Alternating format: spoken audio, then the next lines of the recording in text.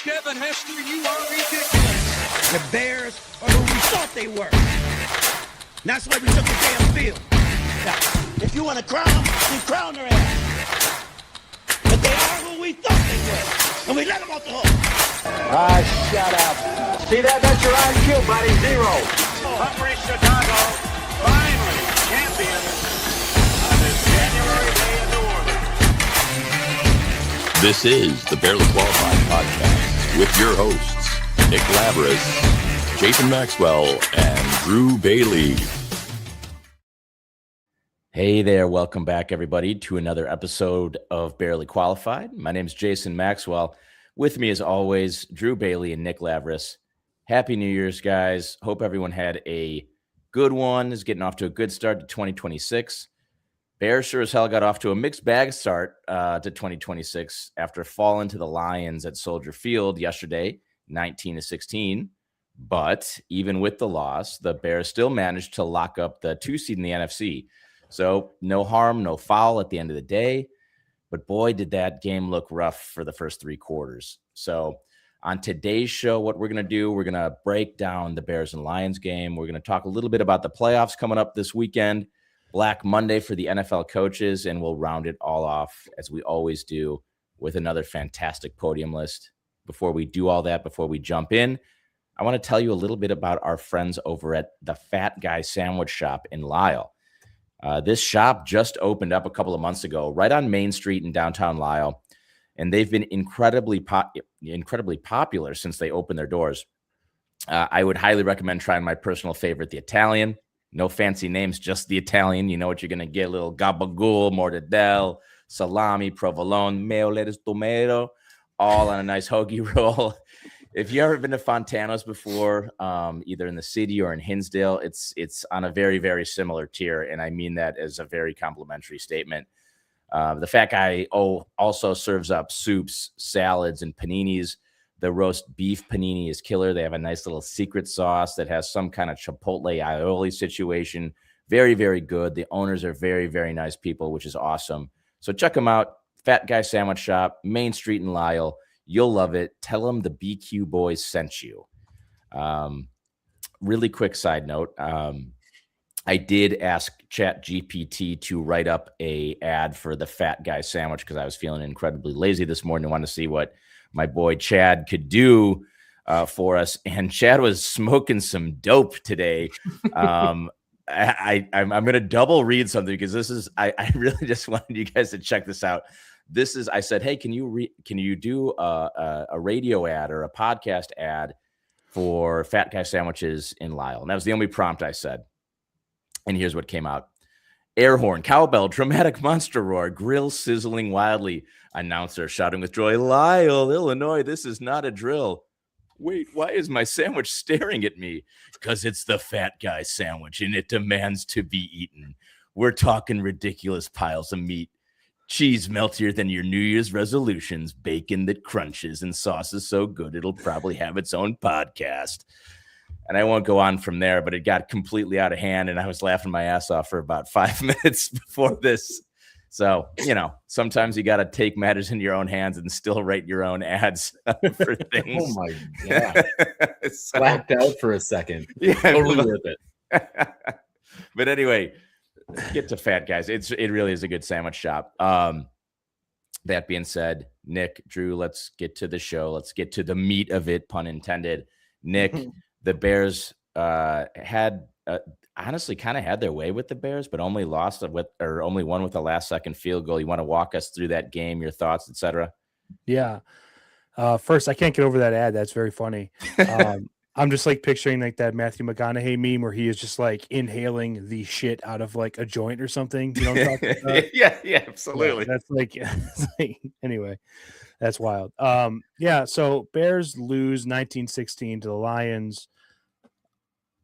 Yeah. The score does not even come close to telling the story of this game. You've kind of alluded to it. We'll get to like the time of possession breakdown, the yardage breakdown, the Lions just getting first downs at will, very similar to the 49ers 2 weeks ago. Bad showing from the defense, but you look at the scoreboard at the end of the game and it's 19-16. Bears lose because of a last-second field goal. I didn't even mention the fact that the offense did absolutely nothing for 3.5 quarters again.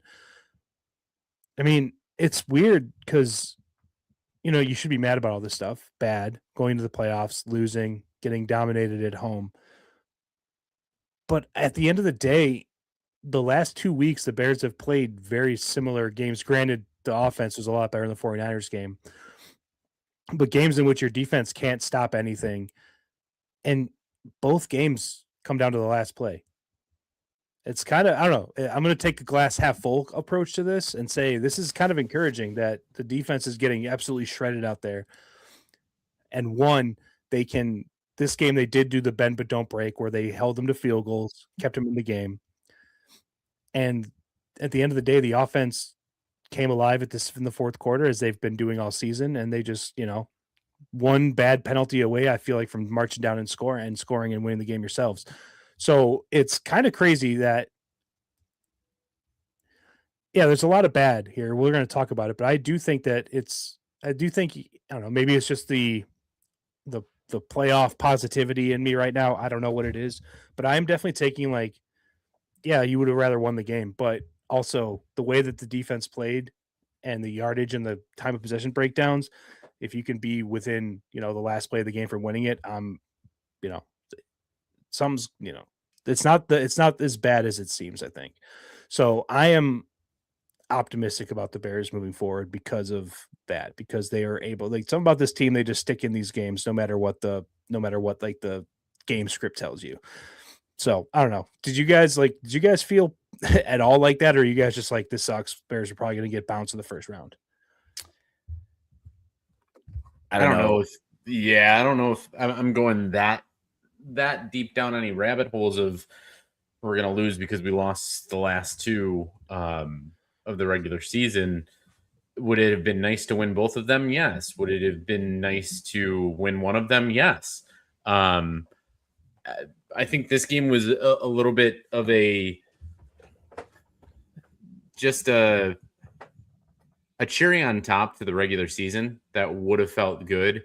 And thank goodness that Philadelphia was playing their scrubs, because that would have not, that looked like it was going to just be a 3 seed, and we're getting somebody in the West halfway through most of that game from both sides of the NFC West or the NFC East matchup, and then our matchup. What scares me is just seeing the again script of the offense not being able to start, not getting our legs underneath us until the end of the game. But then what encourages me is you're always going to be in the games. And that's where you want to be in the playoffs. You want it to be a matchup. Yes, I'd like to blow every team out of the water, but I am very confident that the Chicago Bears will not be blown out of the water in any playoff game or any matchup, at least this season. So always stands a chance, but really would have liked to have that one yesterday, because that would have just been a nice way to end the season, nice way for Ben Johnson to kind of get over that hurdle of beating Detroit. And then we can look on, not that they're not going to look on to Green Bay, but it's just one of those things that I'd rather ride a high into the playoffs than a mediocre / low. I think that's a fair point, and fair points, Drew. I'm so confused on how I actually still feel. Like, I've had 24 hours to process, more than 24 hours to process. I still don't know how I feel from that game, right? Because it's like, wow, okay, 19 points. If you look at the box score, it's like, it must have been a close game. It felt like we should have lost by 30,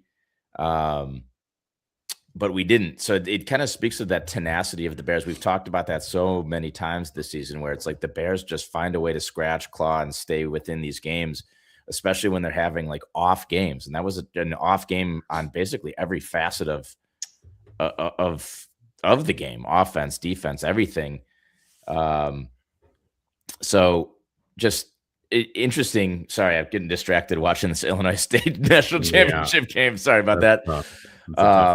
Yeah, but hey, I do actually kind of fall into your camp, Nick, where the loss didn't really take me down at all. I'm definitely seeing the glasses half full as well. It was a bad defensive performance. They only allowed 19 points. It was a really bad offensive performance. They had a chance to lead a game-winning drive with 2 minutes left on the clock. So I don't know. It mostly was for just being able to have the Bears, for me, get to that milestone of beating the Lions and becoming 500 in the division. I think it's still so odd that the Bears win the division and end up 2-4 in the division on the year. It's just crazy. Yeah. Yeah, sorry. I'm also watching this Illinois State game. Just got an awesome slow-mo of the Illinois State coach saying "fuck me" as that ball got blocked. He's such a football coach-looking football coach too. Yeah, it really is. Like a pudgy guy with a mustache. Awesome. So that man's been very outspoken this entire game. Yeah, I saw the interview. They asked him about a call at the end of the first quarter. He said that was a terrible call. Like just point blank. Yeah, that rocks. He's got that. Who's the Indiana coach? He's kind of got that vibe. Yeah. Signetti and Andy Reid combined. Yep, correct. Yep, that's it. I was gonna say Andy Reid, but anyway, all right. Yeah, I mean, I don't know. It's a weird game. I don't know. I'm reading things that Ben Johnson and Caleb Williams were both very mad about this after the end of the game, about their performance and how they lost and how they looked on offense. So that kind of goes against what I'm about to say, but I did feel when I was watching this game that it had like I think I had mentioned it to you guys. It had a very like preseason feel to it. Yeah. Not a lot of the game plan seemed kind of vanilla. There was a lot of running, not a lot of success, but a lot of running. And I say a lot of running, meaning large percentage of their plays. And they didn't have a lot of plays in the first 3 quarters because they didn't have the ball very much. But it did feel like it was either a run or a pass to Colson Loveland for about 3 quarters. And that was pretty much the game plan. And I don't know. It just felt very vanilla to me. It didn't feel like a Ben Johnson game plan. That's why I was kind of leaning towards it was being more of like a preseason, don't give away anything kind of script. And then in the fourth quarter, they kind of turned it on a little bit because they thought they could come back. I don't know. Maybe that's how I read it initially. I haven't rewatched it or anything, so I could be wrong about that. I'll tell you what, it looked very much like that from the defensive side of we're just going to play man all night and get absolutely gashed over the middle. So, maybe that's what Ben Johnson told Dennis Allen. Guess what? Just let man on man play, and we'll let them get 20-yard chunks anytime they can.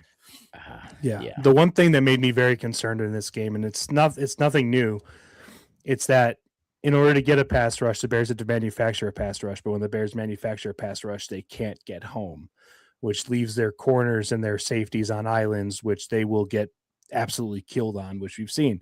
And that's what happened in this game. We end up blitzing a lot, and you got Jalen Johnson, who is a good corner, but he's matched up on Jameson Williams one-on-one, one of the fastest players in the NFL.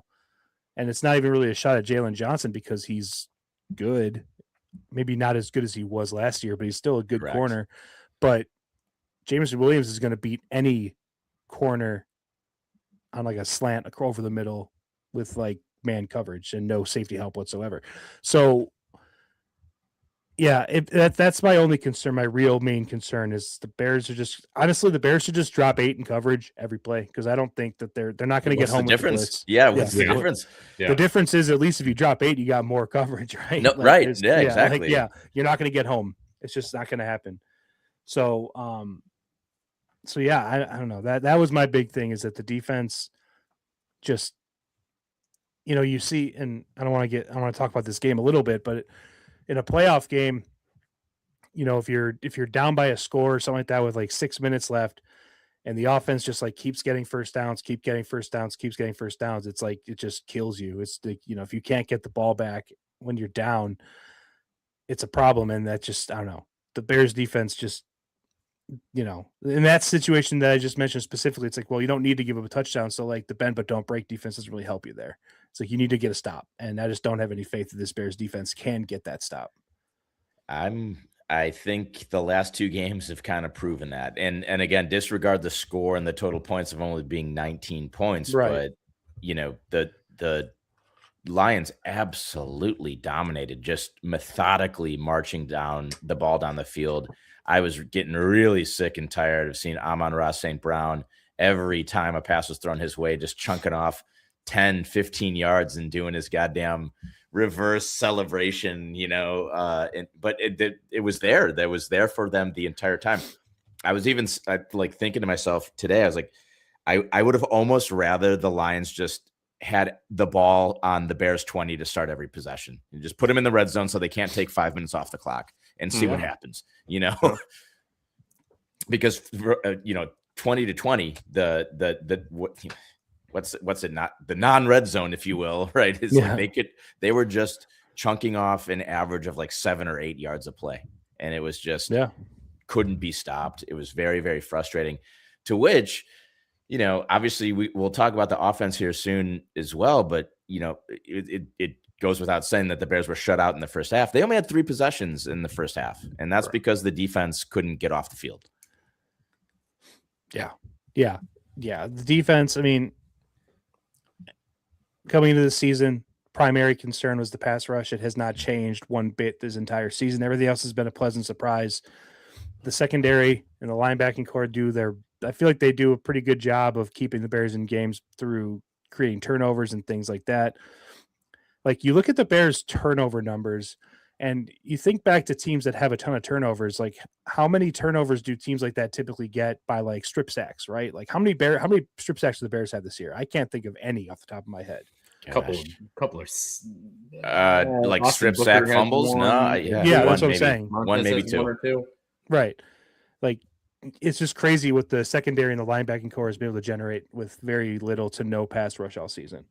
Yeah. So and it's a problem. The one good thing about that we talked about a little bit last week is that that's your glaring weakness, right? You're not one of these teams that has like 7 holes they have to fill in a sinking ship. You're a team that has one pretty glaring hole. And if Ryan Poles can fix that glaring hole this offseason, the Bears should have on paper, a pretty good team next season. But we're in the playoffs. We're not talking about next season. We're talking about this season still. But in terms of this game, I mean, the defense, again, 433 yards given up, which is not bad considering last week, but the week before, but it is bad in terms of NFL standards. I mean, the Lions just completely dominated the clock, especially for the first 3 quarters. Goff, very efficient day, 27-42, 100. He only had 1 touchdown. He did throw that pick in the 4th quarter. But like you said, Jay, in between the 20s, he got whatever he wanted. Every time he dropped back, you knew it was going to be a completion. Gibbs gashed him up, 80 yards rushing. He also had 3 catches for 33 yards and a touchdown. Montgomery, 8 rushes for 42 yards, just 4.5 yards a carry overall for the Lions offense. Just couldn't stop the run, couldn't stop the pass. Amon-Ra St. Brown had 11 for 139. James Williams had 6 for 74. I just mentioned 200 receiving yards and 120 passing or rushing yards in those. So it's just an all around bad effort. They did get a couple of sacks, which we're talking about how they can't get pressure, but a little too, like, you can get 2 sacks in a game, but if you're not getting sustained pressure, it doesn't mean anything. That's the thing. It was those 2 sacks were anomalies, I would say, because the rest of the time that Goff was dropping back, he was having a tea party with his doll set. He was doing whatever he wanted to do. Right. I will say this. I think it was too warm on Sunday in Chicago. It wasn't cold enough. It's like we needed it to be like teens, single digits to get bad Jared Goff. It was like 30 degrees or whatever, 25 degrees, not cold enough.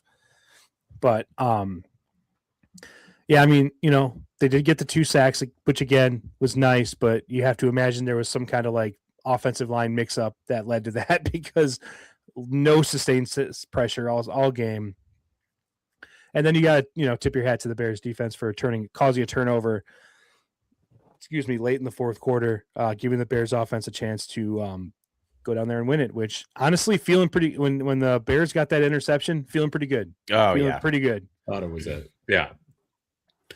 Based on the season the Bears have had this year, it felt like, all right, well, here we go. Add another comeback to Caleb's, impressive comeback stats this season, because it's pretty much a done deal.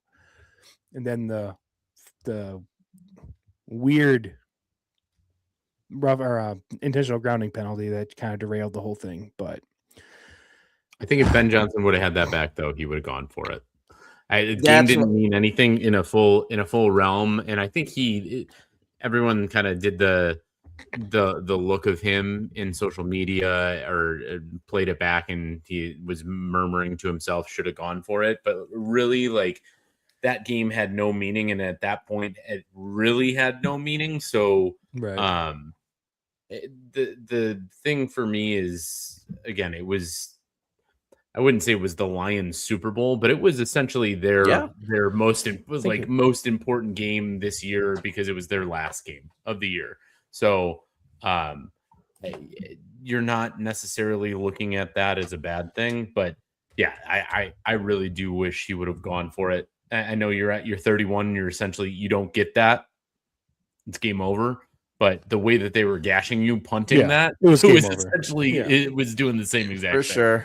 For sure. I think I'm glad you brought that up, Drew, because that has been a hot topic debate. And I think it does warrant, and obviously with hindsight and the Lions winning, it's leans more towards definitely should have gone for it. But, it's what do they have? 4th and 6, 7? Something like that, 4th and 6, medium.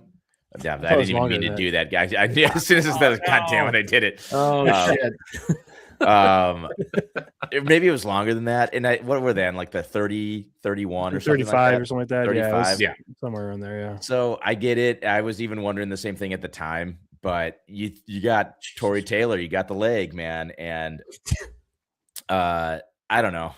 I feel like I almost feel like it's better for the defense to be on the field there come playoff time and say, like, listen, you guys got to learn to fucking stop a good offense in this kind of a situation. You know what I mean? I didn't think of that, but I definitely, like, when you were saying they should have, like, that Ben Johnson was like possibly visibly like think he should have went for him. Like, well, going for like 4th and long and getting ready for the playoffs, like in a live game atmosphere, is a pretty good practice thing. But also, hey, defense, we're in a tie game. You should probably, get a stop here. That might also be a good thing to do. Yeah. And should the Bears just not punt ever? Like, should they just always go for it? I was gonna say the defense ain't doing diddly poo, especially with how the momentum was going. Like, you just picked off Jared Goff. Like, go down, win the game. I know that wasn't that many plays in front of. It was a 3 and out in that drive, but still, like, for a game that didn't mean anything, that seemed like a prototypical Ben Johnson. Okay, fuck it, I'm just gonna run it. I'm just gonna go for it. And just didn't seem like he wanted it. But in the playoffs, like you were saying, Nick, I don't want to see him go for that. I really don't. I do want him to put his other side of the ball, rely on 2 other of your facets of your game, and hopefully they stop him and get the win, because that's what a real full football team should do. Yeah, not just your offense. Yeah, I don't know. I do lean on the side of I'm cool with them punting that football. But I certainly agree. I certainly get the other angle of, if you're looking at odds and what the defense was doing, like I don't think that is biased due to hindsight. You know what I mean? I don't think that's unfair to say, hey, let's do that. You could, as soon as that ball was punted, I think we all knew the game was over, right? I mean, to be fair. So all they needed was a field goal. Kickers can kick from a long distance, and the Bears couldn't stop a nosebleed, so it was inevitable. But I thought there was an off chance for a Goff turnover, but besides that, that's pretty much your only chance. Like, it's under the entire season is the defense on the field. They're either going to get gashed or they're going to get a turnover. That's pretty much it. And it's hard to give the defense any credit for a game like this. But again, they did give up, what did I say? 400 some yards. Where to go? 33. 433. Yeah. Almost 450 total yards. Gave up 19 points. So they stand up when they need to stand up. Yeah. You gotta like your chances giving up 19 points to any game. But yeah, you gotta, I don't know. This the defense just in a situation like I said earlier where you need a stop, I just don't have any faith this defense can get a stop at all. So, and that's not a good thing come playoff time. Because the games just for the most part, and obviously there's some shootout games in the NFL in the playoffs, but a lot of times people are just clock managing and just being a little bit more, meticulous with the football, and shortening possessions has proven for the Bears to be not great, right? When the Bears are not getting a lot of possessions and they're starting slow and that defense is just kind of on the field for a long time, that's not what you want to see in the playoffs. So hopefully that's not the case. Yeah, I agree. I'll tell you one thing that also did not give me a lot of comfort was, the 49ers game. I think we all kind of walked away saying, yeah, defense got gashed. Defense isn't very good. But, man, this offense, they are going up and down the field and scoring at will. That was not the case in this game. The offense struggled mightily in the first 3 quarters of this game. Very reminiscent of the Packers game at home where they just could not move the ball. In fact, they tied the game at the exact same score, 16-16, which is wild. It's a weird number, too. It's not a very common score. So it's just a weird thing all in all. But it was just a weird game from the offense. It didn't really feel like there was any consistency, any kind of like setting up of future plays. It just kind of felt like they were asking Madden the whole time. You know what I mean? Wow. That's a good one. That's a good one. I don't know. It just, remember the old Madden games? You had to ask Madden. Absolutely. Yeah. They don't do that anymore, but 06-ish. somewhere in that ballpark. Yeah. But yeah, they just, I don't know. They had 3 possessions in the first half, one 3 and out, one where they went, they had a couple plays, a couple first downs where they had to punt, and then one where they gained like 40, 45 yards and then turned it over on downs. And that was the end of the Bears drives in the first half. 0 points, 3 possessions. A lot of that has to do with the fact that the defense couldn't get off the field, but still offense couldn't do anything with the ball when they had it. The running game, I don't know if the Lions just really geared up to stop the run, but between Swift and Monungai, we're talking 16 rushes for 54 yards. It's not going to get it done. Yeah, that's not going to pay the bills. Yeah. It's hard. It's hard when you start on the back foot. That's the biggest thing. Like, you were down 6-0, but at the same time, there had been 14 minutes bled off the clock through 2 drives.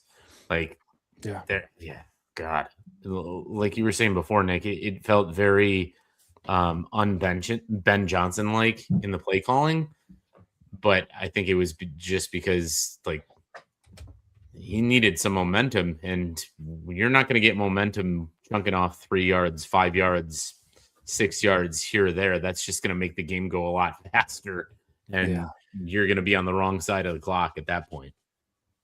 Yeah, Nick, I totally agree with you on something just seemed off on the play calling. It really did. That Ask Madden analogy was fantastic, but even the run plays, right? I mean, everything that I was seeing on the first 2-3 possessions was like, okay, we're just going to run it and hit the A gap and not have any kind of like Ben Johnson's normally doing some, I don't want to say exotic run plays, but some interesting blocking schemes. And it just seemed, hey, go forward, block your guy, and run in the A gap or the B gap. And that's all she wrote. And I think we've seen that a little bit earlier on in these games when we're just used to seeing 4 to 6 yards being chunked off. But there, I mean, I kind of wrote this down, but this is the first time in a long time I've seen the Bears offensive line looking to like just be getting beat. Like every time a guy touched the ball, I was like, oh, he's getting hit at the line of scrimmage. And I haven't seen that in a long time. So that was a little bit worrisome, to be quite honest with you. Absolutely brutal way for ISU to lose there. Oh, God. Incredibly brutal. Ouch. I was really hoping that was going to be the first. What are you going to do? Jailbreak blitz, and he just throws it up. Wow. And I don't want to talk about this game too much, but I don't know if you saw the blocked PAT that Illinois State had. I did. Mm-hmm. That kicker may have had the most vicious face mask I've ever seen in my entire life. He was trying to rip his head off. He straight up tackled that man by his face. Like I've never seen I've seen someone face mask and like use the face mask to like help them tackle. He straight up tackled him by his face mask. It was one of the craziest things I've ever seen. But yeah, the play calling, it was kind of, I don't know. It just didn't make a whole lot of sense to me as either in the Bears game. Back to the Bears game. So one thing I do want to call out is that, again, and this has been kind of the theme the last few weeks, is that when the offense did get rolling, a lot of it was because of the young pass catchers. Colson Loveland had his best game as a pro, 10 catches, 91 yards, and a touchdown. But Luther Burden, a guy who just keeps getting more and more airtime on this podcast because he's been making such a big difference in these games. He didn't have a crazy game in the stats, but he had that reverse that he took where he spun off the tackler immediately and got a first down on it. Was just awesome. And he's just turning into a very reliable target for Caleb. And I just love seeing that.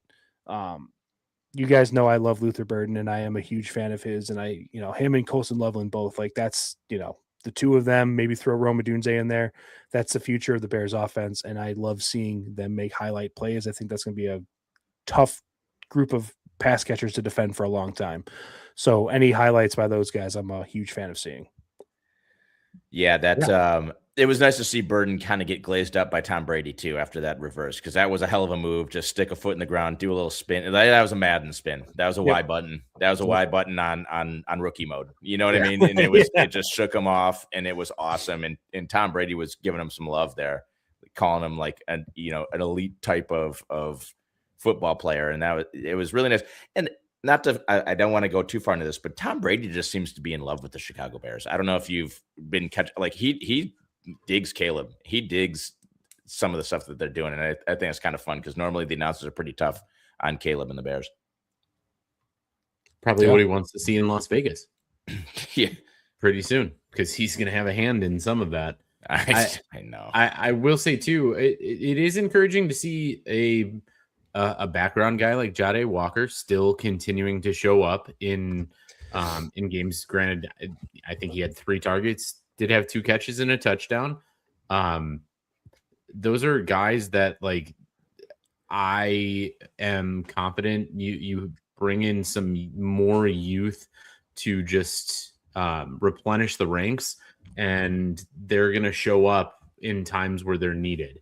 Don't give me Devin Duvernay. Don't give me Zacchaeus anymore. Give me some youthful legs with the chance with bigger plays rather than your 5-yard crosses over the middle that are just possession throws that I think doesn't do Caleb any good anymore. But nice to see Jade Walker again get in the end zone. Kids playing himself into a contract somewhere if it's not going to be longevity with Bears. Yeah, for sure.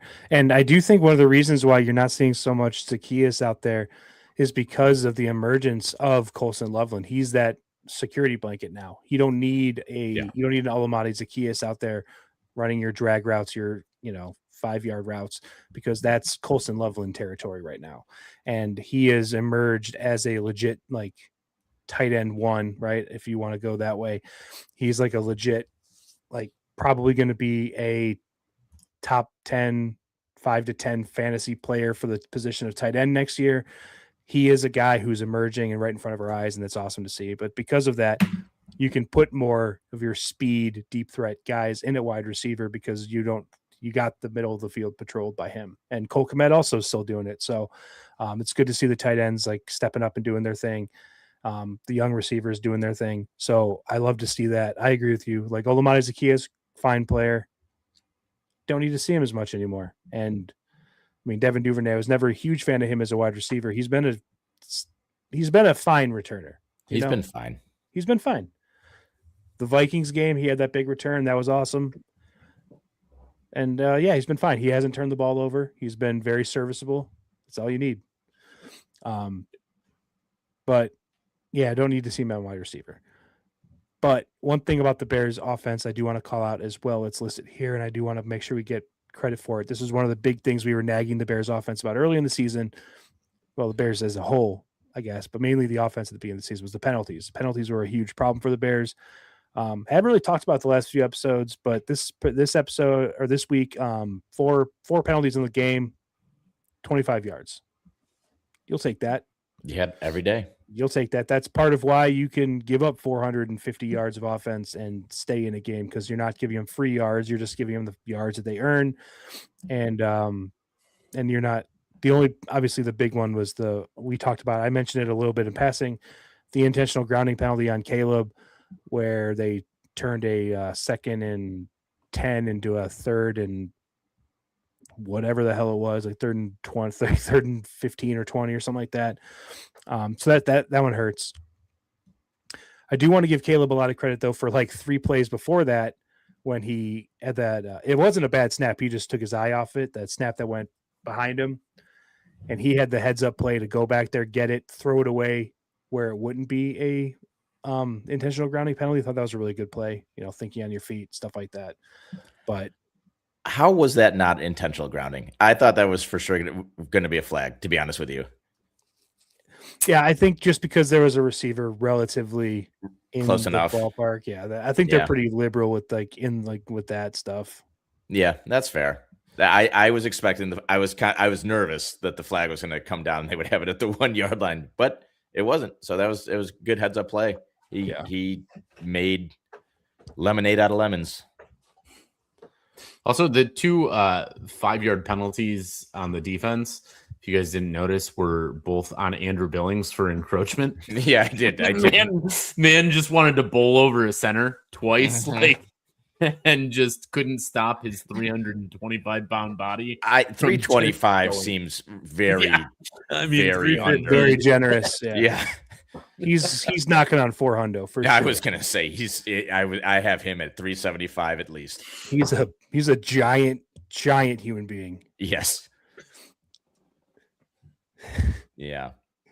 I don't know if you guys. I don't know. Like, my Instagram algorithm is kind of crazy these days, and I keep coming across these videos where somebody like AI wrote a song about Andrew Billings, and it's like basically like a Nickelback / like, I don't know, like early 2000s, like alternative rock band. They just sing his name over and over again. They keep playing. It's a very, I don't know, maybe I'm the only person that's ever seen these, but they make me laugh every time I see them. I'll have to send one to you guys. I was going to say, I love that kind of shit. Never seen it though, but send it over next time. It's very funny. I'll send that. Maybe I'll put it on our story. But anyway, it's funny stuff. But yeah, I wish he actually would bowl over a center though. That'd be nice if he could do that. And after the ball was snapped, that'd be cool. Like on time. That might help.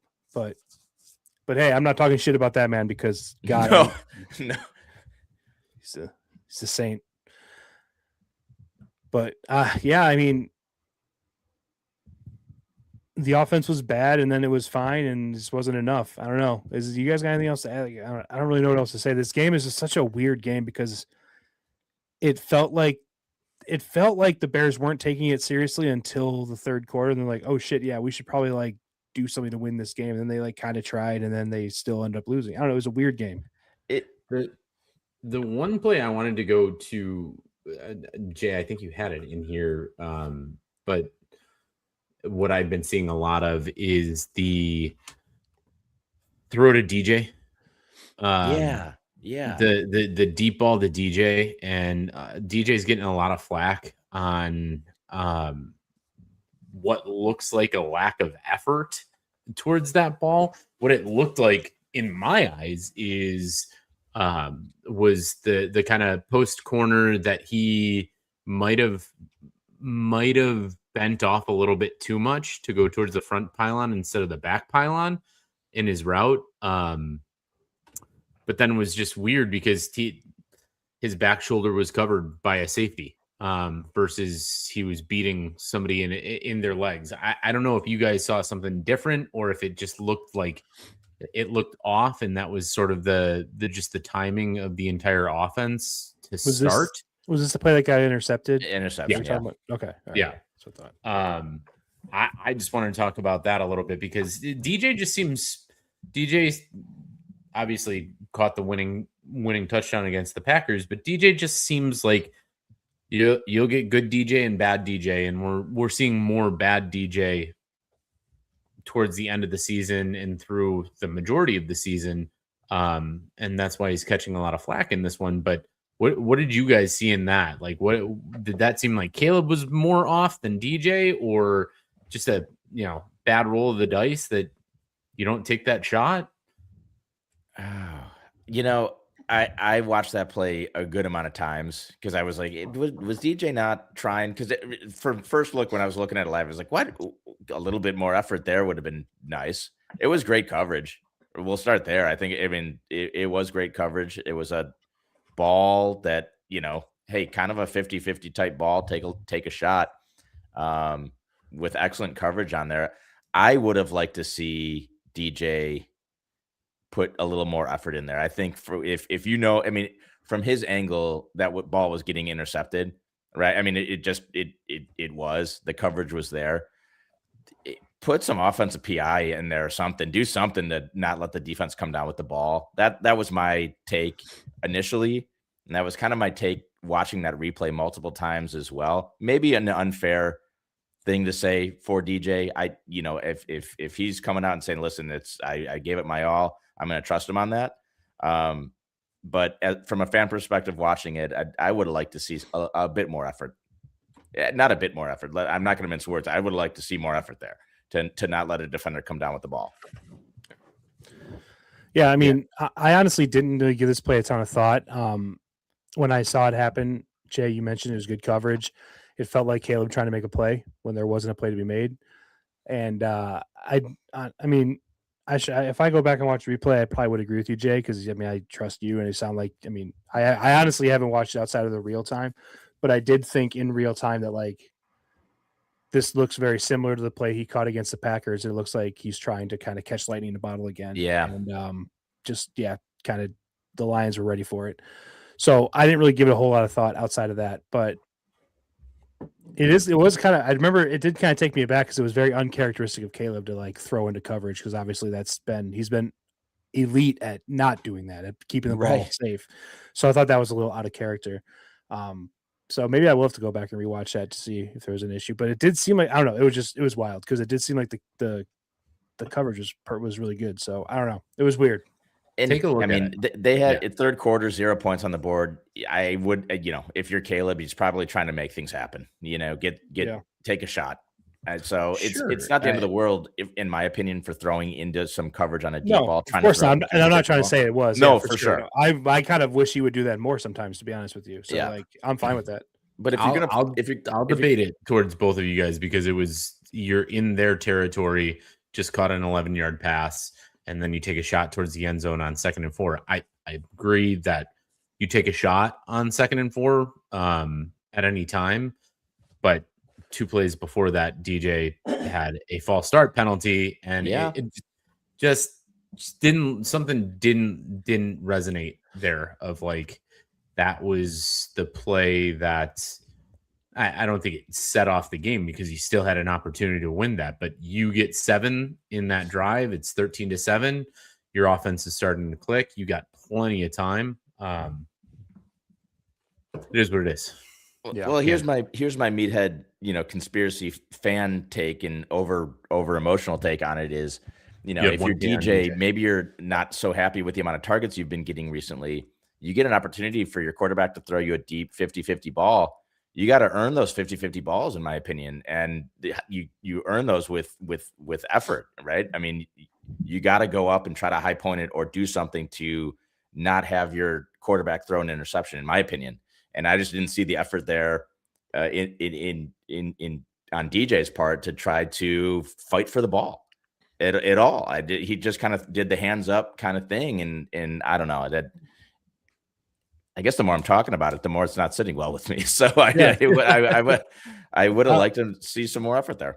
And I'll give you the benefit of the doubt there, because, it'd be one thing if this is like a Luther Burden situation where, he's never really showed that before. He's always fighting for extra yards. He seemingly is, willing to do whatever it takes. But this isn't the first time we've seen this kind of stuff with DJ Moore. DJ Moore, he just the effort is not always there. It seems like there are plays where he takes last year, he was that last season he like walked off the field Yeah. in the middle of the play or Yes. whatever. Yes. And he's been seen like throwing helmets and sitting by, he just kind of has like that negative body language, negative attitude seemingly. So I don't think he's done himself any favors in the past for stuff like this to come up and be questioned, because he kind of has a reputation for not, for doing exactly this. So even if he was giving full effort and it was just a weird angle, or maybe he certainly hasn't done himself any favors in the past by some of the things he's done. So yeah. I've said this many times. When I picture the future of the Bears offense, like the all-pro Bears offense that eventually open the new stadium somewhere and they're playing indoors and they're just lighting up the world, I don't see DJ Moore a part of that. Yeah, I agree with you 100%. I was going to say the same thing, Nick. I don't want to get too far ahead. We can save it for post-season shows, but I don't think DJ's in the plans in the long term. Yeah, and I would even argue, not to go too far down the rabbit hole, but you look at the cap space, DJ Moore, Jalen Johnson. I think that they've kind of proven those guys are great guys. It's a lot of money to two guys, and that's $50 million you can probably spend wisely, in my opinion. So probably give Max Crosby a nice extension. There you go. Right. There you go. But hey, we're still in the playoffs. Let's save that for the offseason. Yeah, we'll save that for the offseason. We want to get negative because hell, guys, we're the damn 2 seed. Let's get back to that glass half full thing. Although at the end of the day, we're still the damn 2 seed. That has been a storyline. That has been a storyline over the past week and a half, 2 weeks that people have been talking about. That's a tasty piece to get off of your books, and to be a wide receiver 1 somewhere to start. Not love DJ. We're not gonna. I don't want to get into that mindset of thinking, but there are possibilities out DJ there. Moore seems like a great fit for the Raiders. That's anyway. Yeah. Well, yeah. So, I don't know. Is there anything else about this game you guys want to talk about? Because that's kind of all the things that I had to talk about this game, and also more. So, I don't know. Is there anything else worth going over? I think you sweep this game under the rug. It would have been very cool for Ben Johnson to get a win against the Lions. Unfortunately, that Lions team isn't ever going to quit. Drew, you said it. That was their Super Bowl. Yeah. Dan Campbell just coaches this. You could tell that this game meant a lot to those players. And it wasn't for any kind of financial incentive. It wasn't for anything other than pride. And that's why they won the game. Yeah. This justified them going to Cancun. Mm-hmm. Yeah, absolutely. So, have a fun trip, safe flight, go to the all-inclusive resort. Yeah. One thing I saw, and there's only like one thing online that I saw. It was one, account with like 50 followers. So I don't know if this is a big national thing or not, but I did see somebody talking about how icy the handshake was with Dan Campbell and Ben Johnson. Oh, I didn't see that. Yeah. And it was like, it was a very brief thing. And one, I don't understand why we're analyzing these handshakes so much. It's like the third week we've talked about handshakes with Ben Johnson. It's drives me a little crazy. But two, I just think that Ben Johnson's like a competitive, not super like, hey, we just battled for 60 minutes. Let's be bros again kind of guy. You know what I mean? Yeah. So again, I may just be directing this to the one person I saw on Instagram talking about the icy handshake, but yeah, it's a football game, dude. They're not going to be friends. Yeah, like during the game or after the game. It's just how football works. How sports work, really. That's how it should be. Think that's who Ben Johnson is. No, I agree. Like he is not that guy. Like he is going to go to his opposition and he's going to shake their hand. And good game. We've seen that with Shanahan. We saw that with LaFleur twice. Yeah. But like, he's not looking to get anything out of, like, you're not going to have a conversation at midfield and say, oh yeah, respect you so much. No, right. Shake my hand and let's go home. That's acting anyway. I mean, like if you're going to be cordial and nice and after a loss or after a win with a true competitor, you're going to have competitor mindset, for the 5 minutes after the 2 minutes after the game, immediately after the game. So it's like, Right. I always say this too. I mean, Drew, you and I grew up playing backyard basketball and wiffle balls, all that shit. We used to get into brawls and fights. We're, best friends, but that's how it is. You compete. And when you're on the stage of competing, you throw that friendship away because the competition means more in that moment. And I think overanalyzing handshakes doesn't, dictate what your personality is, unless you're Bill Belichick. That guy's just a proven dong, right? So, well, that's for your two quarterbacks to meet at field and be like, "Oh, bro, you're doing so well. I can't wait to see you come up and do your thing. Yeah. Let me pat your back. Can we do a jersey exchange later? Yeah, let's do it." The head coaches, I want them to be like, "No, I got to get back in the lab. Fuck you. Bye. See ya." I do think a coach like polo swap would be pretty sweet, though. Right, yeah. I think that'd be that'd be pretty funny. All right. Well, I guess we'll just go through and grade this thing out then. As always, offense, defense, overall. Drew, why don't you go ahead and go first? Why don't you grade this game? Oh boy. Oh boy is right. Yeah, it's a loss, so there's not going to be any real positives above 500, which is a C. So I think the offense is a C minus for me. You came back, you had a chance to win. I'm approving of that, but you cannot do this same shit of starting slow constantly, especially in the playoffs going forward. So gave yourselves a chance to win. I probably would have given it a B if they went for it and scored and end up winning this game. So C minus seems applicable. Defense, God, I want to give it an F so bad, but they did take the ball away. Is that twice? I think they just once. Just the one. Just the interception. And played bend but don't break. I'm giving it a D. 19 points is still respectable in the NFL. So overall, it's just a regular C minus. Not a great game. That's it. That makes sense. Jay, where are you at? I'm going to go simple. Offense, D. I mean, if you're getting shut out for 3 quarters, that's not good. And so D there. Defense is a D. Honestly, I was close to giving him an F. I really think that the 19 points is a mirage and an illusion. I think they got absolutely dominated. But I will stick with the D. They got the turnover. They only if you can keep that Lions team under 20 points, awesome. Normally that should read as like, hey, that might be a B plus or an A minus or something. It's closer to an F than it is anything else, but I'll stick with the D and just an overall straight D performance. Really was not inspiring, although it was incredibly fun in the fourth quarter. One thing we're not getting shortchanged as Bears fans are really enjoyable football games, win or lose. It's coming down to the last play. It's very fun, very entertaining. But D's across the board. Yeah. And I'm in the same camp as Jay. Like the offense, they came alive a little bit, obviously in the fourth quarter. But guys, if you look at all the rankings, the Lions defense ranks pretty much like almost line for line where the Bears are across the board. And bad, really bad defense. And the Bears just did not do it for the first 3 quarters, for the first 3.5 quarters, really. So the Bears offense gets a D for me. They couldn't run the ball. They never found any rhythm until the fourth quarter.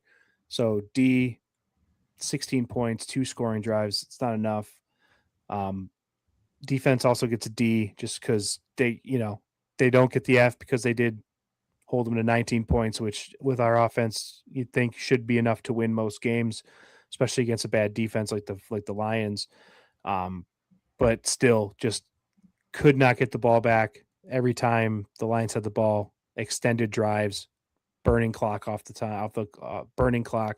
And it was just a really Like there are some nice cohesive games where the offense leads the defense and the defense leads the offense. This is whatever the opposite of that is. It was like the most non-cohesive game where the Bears defense struggled, which then led to the Bears offense feeling like they had to make it all in one drive, which led to them going 3 and out. It just was a absolute mess. So D's all around. Right on. Yeah. Right on. Cool. All right. Well, with that being said, Jay, why don't we go around the league? A lot. Boy, this was some weekend in football. It really was, wasn't it? The week 18 matchups, and God bless the NFL for like scheduling. They just do it where, hey, Saturday you're going to get really meaningful games. The noon slate, you can miss it and you won't miss anything because these are the games that mean quite literally nothing. And they just stack them at the 3 o'clock time period.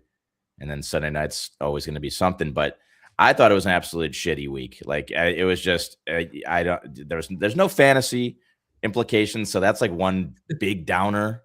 Right. And then if you were betting this week, God bless you. Like when you just throw a seriously. fucking coin in I don't even pull a slot machine and just lose your money that way because no one knows what was going on.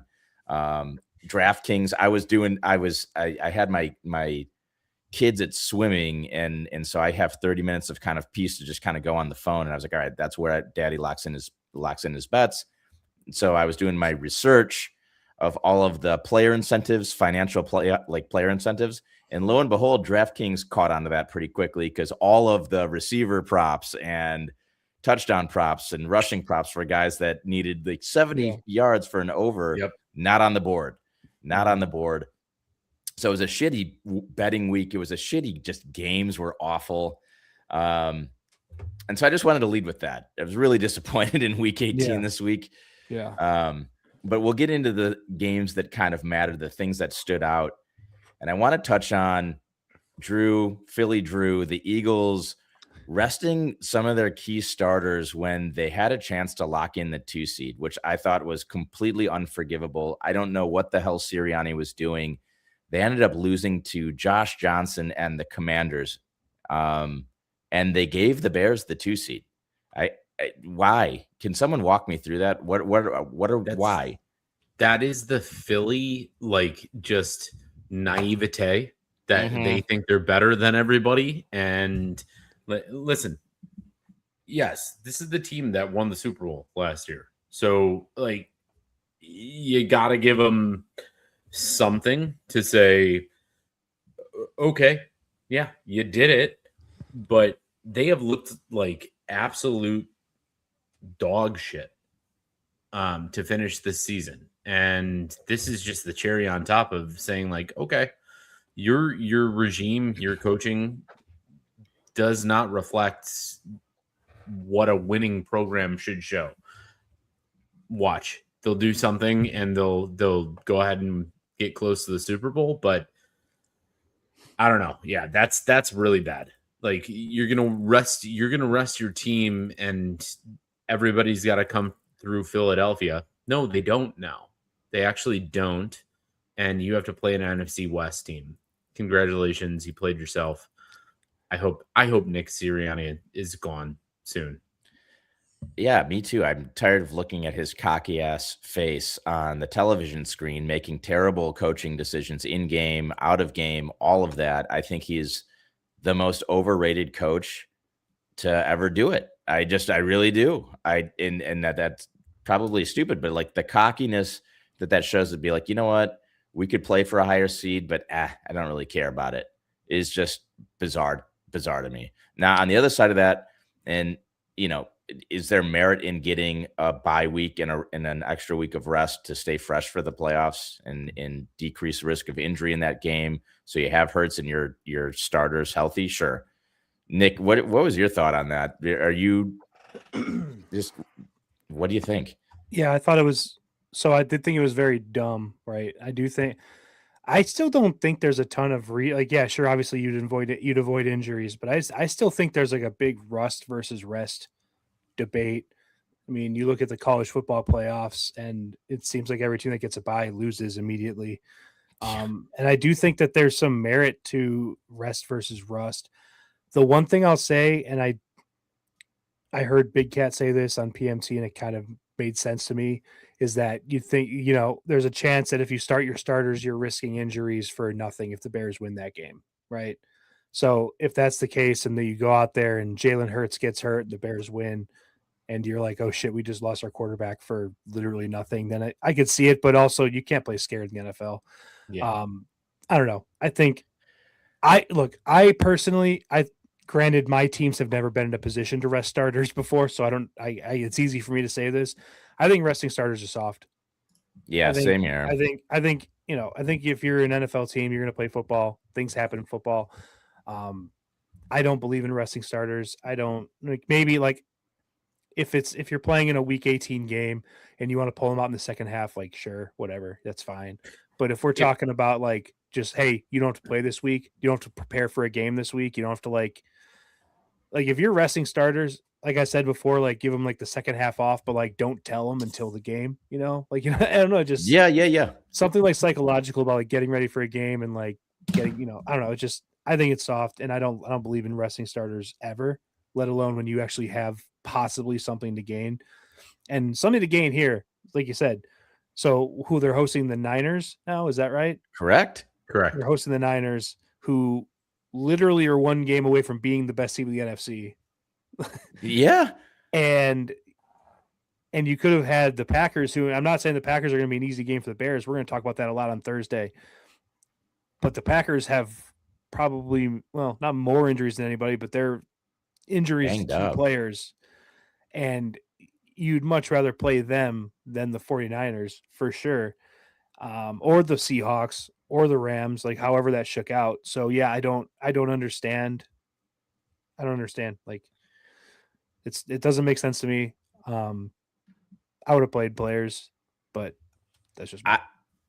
One of the main reasons I didn't like it was because in the noon slate, I thought D'Amico Ryans coached and played his players perfectly. He was scoreboard watching. He had the luxury to see and to kick off at the same time as the Jags. They were still alive in the AFC South to win the division. The Jags go up 31-0 or 31-7 on the Titans. Yeah. And he's like, you know what? Okay, they won. So I'm going to rest my starters in the second half. Makes sense. I like that. Yeah. And Sirianni had that same luxury. He could scoreboard watch, see how the Bears are doing. Is it close? Okay, well, we have a shot for the 2 seed. I'm going to keep my starters in. They played their starters in that game. They have the 2 seed, and it's just hands down. They're going against Josh Johnson and the Commanders. It's a hands down win in my opinion. And he had the luxury to be able to do that scoreboard watching, and he chose not to. And he's just not using all the tools in his toolbox as a good coach should. And it pisses me off when coaches coach poorly in the NFL. You're getting paid to do everything that you can to give your team a most competitive advantage to try to win the Super Bowl. And he threw up a white flag early for whatever reason. Pussy move. Listen, they also have made the playoffs in the last 4 seasons. Yeah, and the Super Bowl twice in the last 3. So, I can't hate on the Eagles. I'm going to hate on Sirianni. He's an awful coach, awful person, awful demeanor on the sidelines. Just, He's probably a top 3 guy I'd want to get into a bar fight against. Not because he'd probably whoop my ass. I'm not saying that, but it would be fun to crack a pool stick over his back. I actually don't. You know what I mean? You're far off. We could fantasize about this, Jay. I don't think you're far off just whooping his ass. He is a very unopposing. A lot of NFL coaches who are very unopposing on the sidelines, but he is in the bottom half of people that I would be afraid of if I mixed it up with on the other side of a fight. God, you know what? That might be a podium list actually. Oh, the top coaches you'd want to coaches you'd want to fight. All right, let's keep that on the books. Yeah, I was going to say let's file that one. Jonathan Gannon just got fired, so there he goes. I'll tell you. I mean, we'll leave actually Pete Carroll. Pete Carroll. I don't know, man. That dude's in shape. Well, unfortunately, no longer an option. Yeah, good point. We'll get to that soon. Yeah. One thing I want to say, and I brought this up a few weeks ago because I thought it was really funny, and I thought I would share it with you guys. It was that someone took a picture of the plaque in Nick Sirianni's on his desk in his office. Do you guys remember me talking about this? Yes. It just says "Do epic shit." Yeah. So Nick Sirianni, we're gonna Loser. need that plaque back. That is we're gonna need that plaque back. That's a great point. This is very whatever the opposite of epic is. Very, very mundane. Very mundane shit this weekend, Nick Sirianni.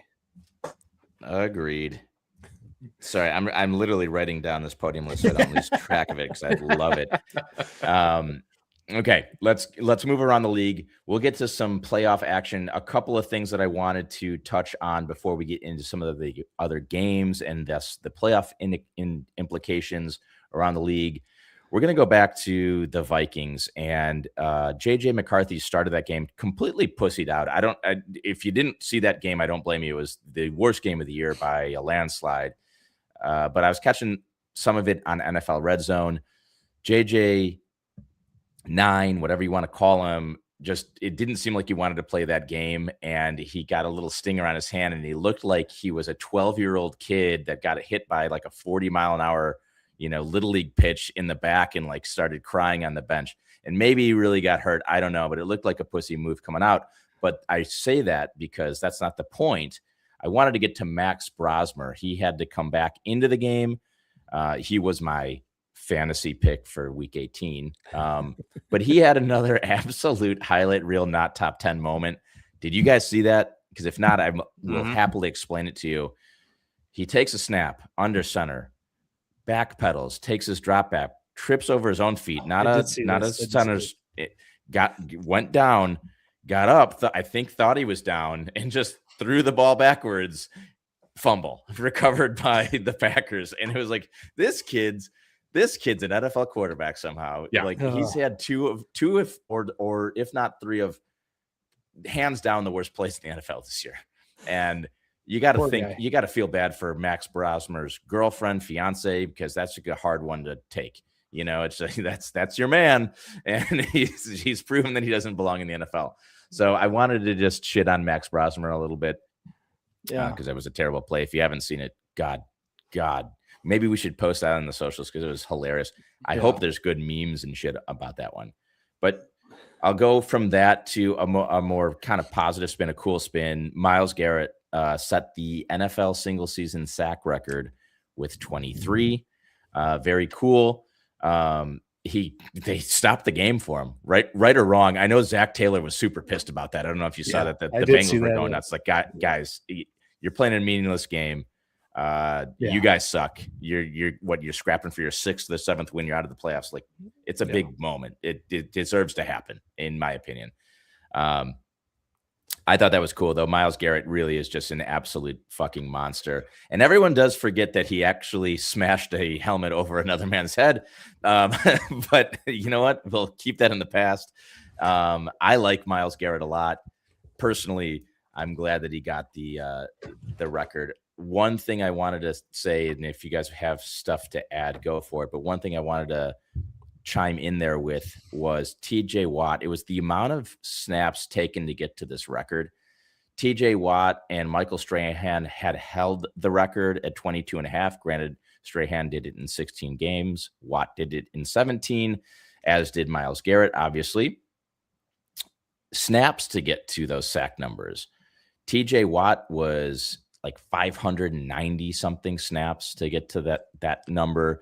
Strahan was 522. Myles Garrett was 435 snaps taken to get to 23 sacks. So it really is absolutely dominating. Did you guys have anything to throw in there? Did you guys see that happen? Yeah, I saw it happen, and I like Myles Garrett. I do too. I especially liked it when he hit Mason Rudolph in the head with his own helmet. That was my favorite Myles Garrett play. I don't like Mason Rudolph very much, or the Steelers for that matter. But regardless, no, Myles Garrett, I like him. He seems like a good dude, minus the helmet smashing, but maybe plus the helmet smashing.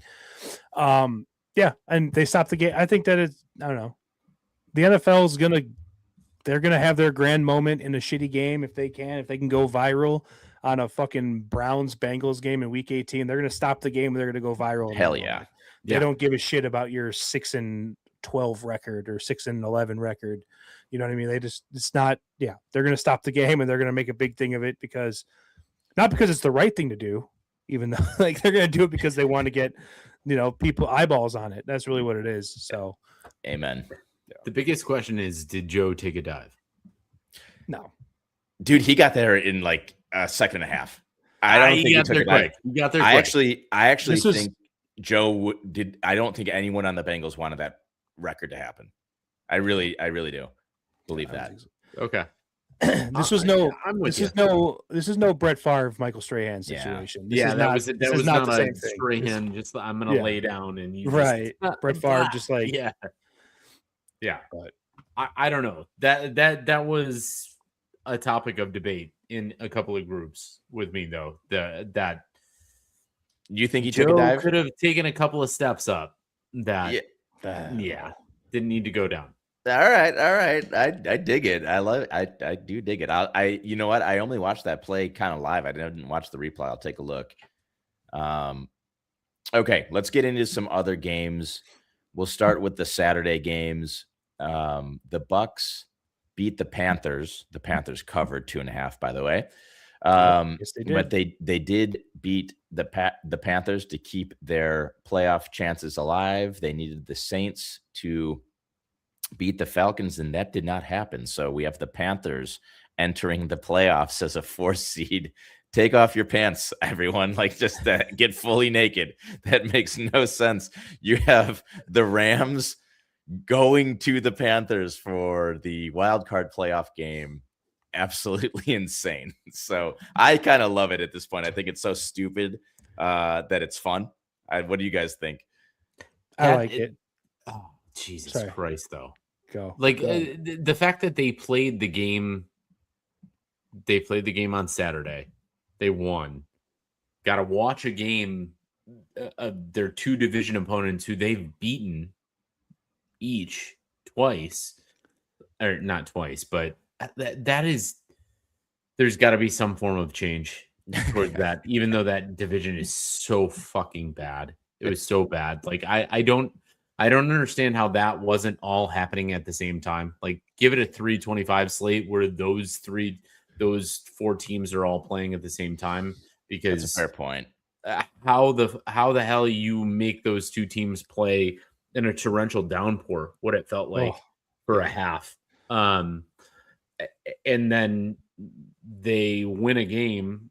Baker Mayfield wins a game, and then he's sitting on his couch watching the fucking Saints and Falcons play, and that's what determines the rest of his season. Are you fucking serious? That's a good point, Drew. That's awful. They should have had those going off at the same time, but the NFL won't do that because that was the most. I mean, there's the 3 most meaningful games. They put them all in their standalone slots, and that's what the NFL is going to do. But I agree with you 100%. And they got a 4th meaningful game at the noon slate now because of it. That's 4 different time slots that they got people watching the game. So, also really quick, I don't know what it opened at, but right now the Rams are -10 at Carolina in the wild card. In a playoff game. An away playoff game. They're -10. Okay. Yeah. Holy shit. Dogs of the week. Who's calling for Carolina? Hey man, the Panthers have been making us money this year. Rydwell's hot. In terms of the formatting, right? We can laugh about the team with like under 500 record being a 4 seed in the playoffs when the entire NFC West, minus obviously the Cardinals, is like very good and 11, 12 wins, whatever. I like this rule, and I think winning, like, obviously there are people throwing out there, and Jay, you wrote it down here, should the 7th seed, like, if you're under 500, should you be the 7th seed automatically? But I don't know. I kind of like that, like, division winners like get something. That's fair. I think that makes a lot of sense. Like, I don't know. Like the NFC North, even though it's not as like many wins as there were last year, I feel like it was just a battle. Every team was like good-ish this year. And I don't know. I think you should get something for going through that gauntlet and like winning it versus, I don't know. Like, I always think that winning the division should get you something more than just a playoff berth. It should get you a home playoff game. So I like the way that it's currently set. Honestly, I'm like intrigued to watch the Panthers and the Rams. Like I mean, obviously the Rams are going to win, but I do want. I mean, 10 points is a lot of points for a playoff in a game. playoff And game. It's a lot of points. Panthers just beat the Rams in Carolina like a month and a half ago. It wasn't that long ago. Yeah. So I don't know, but I did see Devontae Adams is coming back, so I'm not super optimistic about the Panthers' chances. But it is just But the NFC South. anything's possible, especially in the playoffs. You get a bad turnover, a fluke thing, kickoff injury, return. like anything. Yeah, exactly, right. exactly. Right. So 10 points in the playoffs is kind of crazy. That's a lot. Nick, the reason I wrote that like the thing that I wanted to talk about was purely conversation fodder, because I'm with you. I don't like the hey, well, this isn't fair.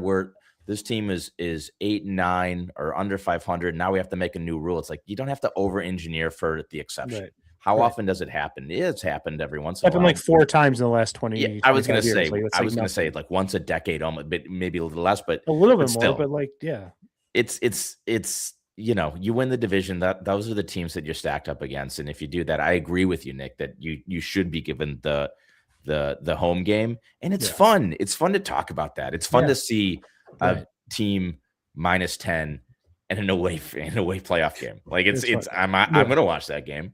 I'm going to watch the hell out. I mean, I'm not going to not watch any of these games, but I'm going to watch the hell out of that one because it's intriguing. Talk about not resting your players. Look at what the Rams did against the Cardinals last week. Like, yeah. You guys were talking. You're talking about the game. No, I just that pissed me off too. Grinds your gears. Puka Nacua get 2 fucking touchdowns. And you're starting fucking Tanner McKee. I will say that the opportunity to go to Carolina versus Philadelphia or Chicago I'd play my starters for that. Absolutely. True. That's a huge, that's a big deal.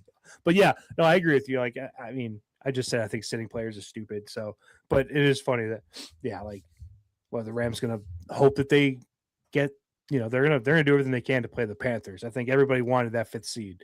I think the 5th seed is honestly a pretty good spot, especially if you're like the Rams, because you got the Seahawks you got the Panthers in round 1. And, if the Bears or Eagles come out of that side, then you're talking about going to Seattle probably, right? Is that right? If the Bears and Eagles both win, then you'd go to Seattle, and it's a division opponent. You've had good success with them. So I think it's actually not a bad setup for the Rams. Obviously the Seahawks are going to be tough to beat in Seattle, but the 5 seed might be the spot to be if you can't be the 1. Yeah. That Seattle 1 seed is going to be mass. I mean, that was probably worst case scenario for any NFC team, is having to go through Seattle to get to. That's just going to be a brutal playoff atmosphere. Just absolutely brutal. Yeah. But with Seattle on the radar there, the other game on Saturday was the Seahawks and the 49ers, and that game blew. I don't know if you. I mean. Hell, I watched the last half of that just checking like my ESPN app. I didn't even watch the second half. I was like, it's kind of boring. But hey, Seattle wins. They win the West. They got the 1 seed. I kind of feel like there's a lot of teams, and I want your opinion on this too, but like there's really only 2 teams in the NFC that I can see coming out of that. We'll go into this a little bit more, but like for me, it's Seahawks, it's Rams. Everyone else, have your fun, play in the sandbox, and then come home for dinner. I'd agree with you. I think those are the 2 teams. I was laughing because we were talking about the game, and I think we missed the over by about 33 points. On that.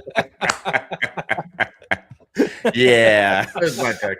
Yeah, full season of it. Yeah, yep. There were some random games that were like, whoa, they put up some points. There were a lot of games that were like, oh, you bet the over there, you missed it by a lot. Not even close. Yep. Not even close. Yep. But I think you're right. I think Seattle and the Rams are probably the 2. I would bet if you look at the odds to win the NFC to go to the Super Bowl, I bet you they're probably 1 and 2. So I can't imagine. Yeah. I can't imagine the Bears or the Eagles would be better odds than the Rams at this point. I know the Panthers don't Niners, their defense is so bad. I can't imagine that's it, so, and the Packers are so banged up. So yeah, I think so. That'll be, if that's a round 2 game, that'll have an NFC championship atmosphere to it. For sure. It's going to be a wild playoffs. Again, I think the next show, our preview show, will kind of dive more into predictions and maybe fill out some brackets and all that, which is exciting. I love doing that. And we might have to bring up our preseason playoff predictions as well, unwrap some dirty presents that we might have picked. But I do love, one of the things I love about Seattle getting the 1 seed too is that it's Sam Darnold at the helm as quarterback, thrown away by the Vikings. The Vikings, oddly, you know what I looked at in the today? The Vikings finished 9-8. They finished above 500. That blows my mind. They truly were a Sam Darnold away from being the 1 seed, I think, in the NFC. I'm not even kidding. So Sam's got to be feeling pretty good. I think in records, just like last year, the North finished above the best. No, did the West? Well, the Cardinals dragged down the West. Yeah, the Cardinals definitely dragged way it down the West. But I think the entire NFC North had a better than 500 record. They did. Everyone in the NFC North was above 500. It was 9-8, 9-8, and then 11. But it's just the disparity between wins. We'll have to calculate. We'll calculate that out. Yeah. But that it's going to. I would imagine it's very close. But I mean, there's some powerhouse records in the West. In you're right, Nick. Like that, the Cardinals obviously drag it down, but we'll figure that out. Okay. Let's move on to some other playoff seeding implication games. The Broncos beat the Chargers. The Chargers trotted out Trey Lance. Nick, I think a couple of weeks ago you said Trey Lance must have been really bad, and guess what? He is. He's bad. Holy moly. They put up, don't get me wrong, Broncos, great defense. They put up 3 points, and they were lucky to put up 3 points. That's how bad Trey Lance and that offense looked. Obviously, they were just throwing in the towel, but the Broncos clinched the 1 seed. So if you had Broncos as the 1 seed and Seahawks as the 1 seed in a parlay bet preseason, congrats. You've won a lot of money. Yes. And so they earned the bye there. I don't really have much else to touch on that game. I didn't even watch anything to do with it.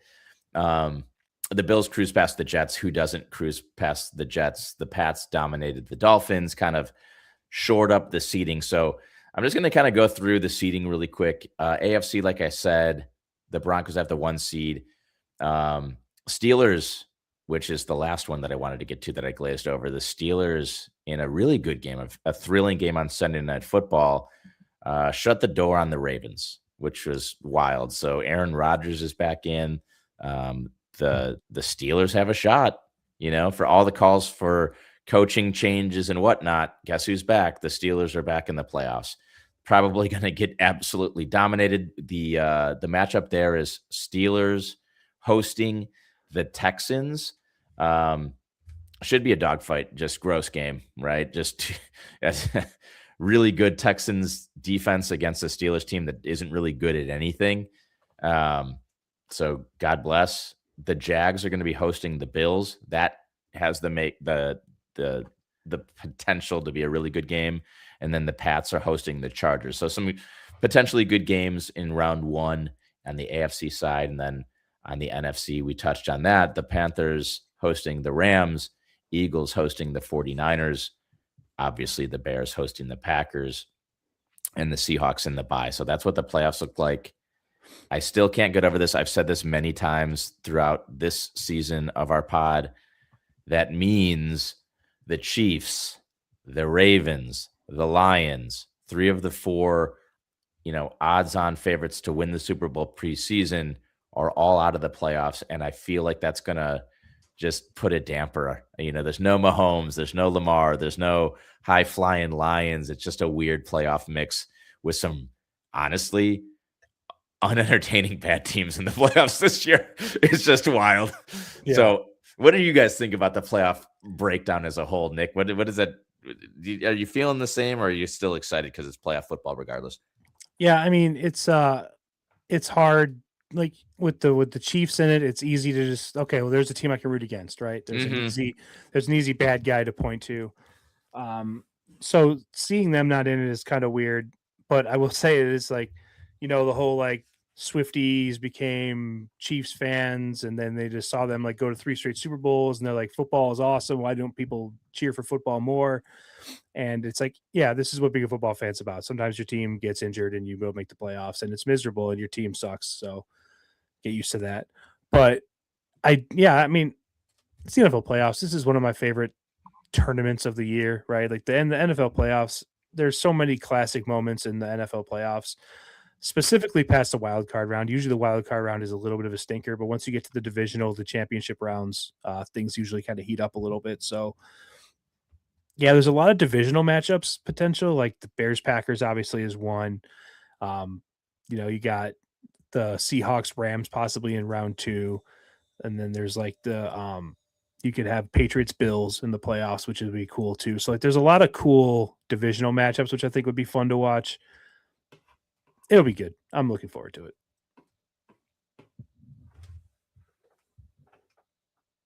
You're still muted. Yeah. There you go. Oops, I was going to say the classic mute button, rookie mistake. Drew, what's your take on it? Are you excited for it? Is something feel like it's going to be missing this year? What's the deal? No, I like the change. Something's got to happen. Patrick Mahomes is going to be back. He's going to find a new crew. That's the way that quarterbacks get back. But these are the times that you want to see some new storylines happen, and especially when the Bears are relevant right now. Let's have that longevity. Let's have that flash in the pan that we can see some fun things, and hope it's not a exception of a season. So, like, hey, Trevor Lawrence is playing some hot football. I'm not trying to divert any attention. Trevor Lawrence is playing some hot football down in Jacksonville. He got to go against Josh Allen. I'm looking forward to that matchup. I'm looking forward to a lot of matchups. Definitely not the Steelers and Texans. No. Everyone can do without, but yeah, I think playoff football in the NFL, no matter what the storylines are, no matter who's in it, or who's been in it the past 10 years, it's going to be fun. So looking forward to it, period. No, that's fair. I just wanted to call out one thing that I thought was interesting. I think in the last 2 decades of playoff football, there's been a villain or a polarizing team, right? Yeah. You're either really rooting for them, you want to see a dynasty continue, or you're rooting against them because they're, captaining the Death Star.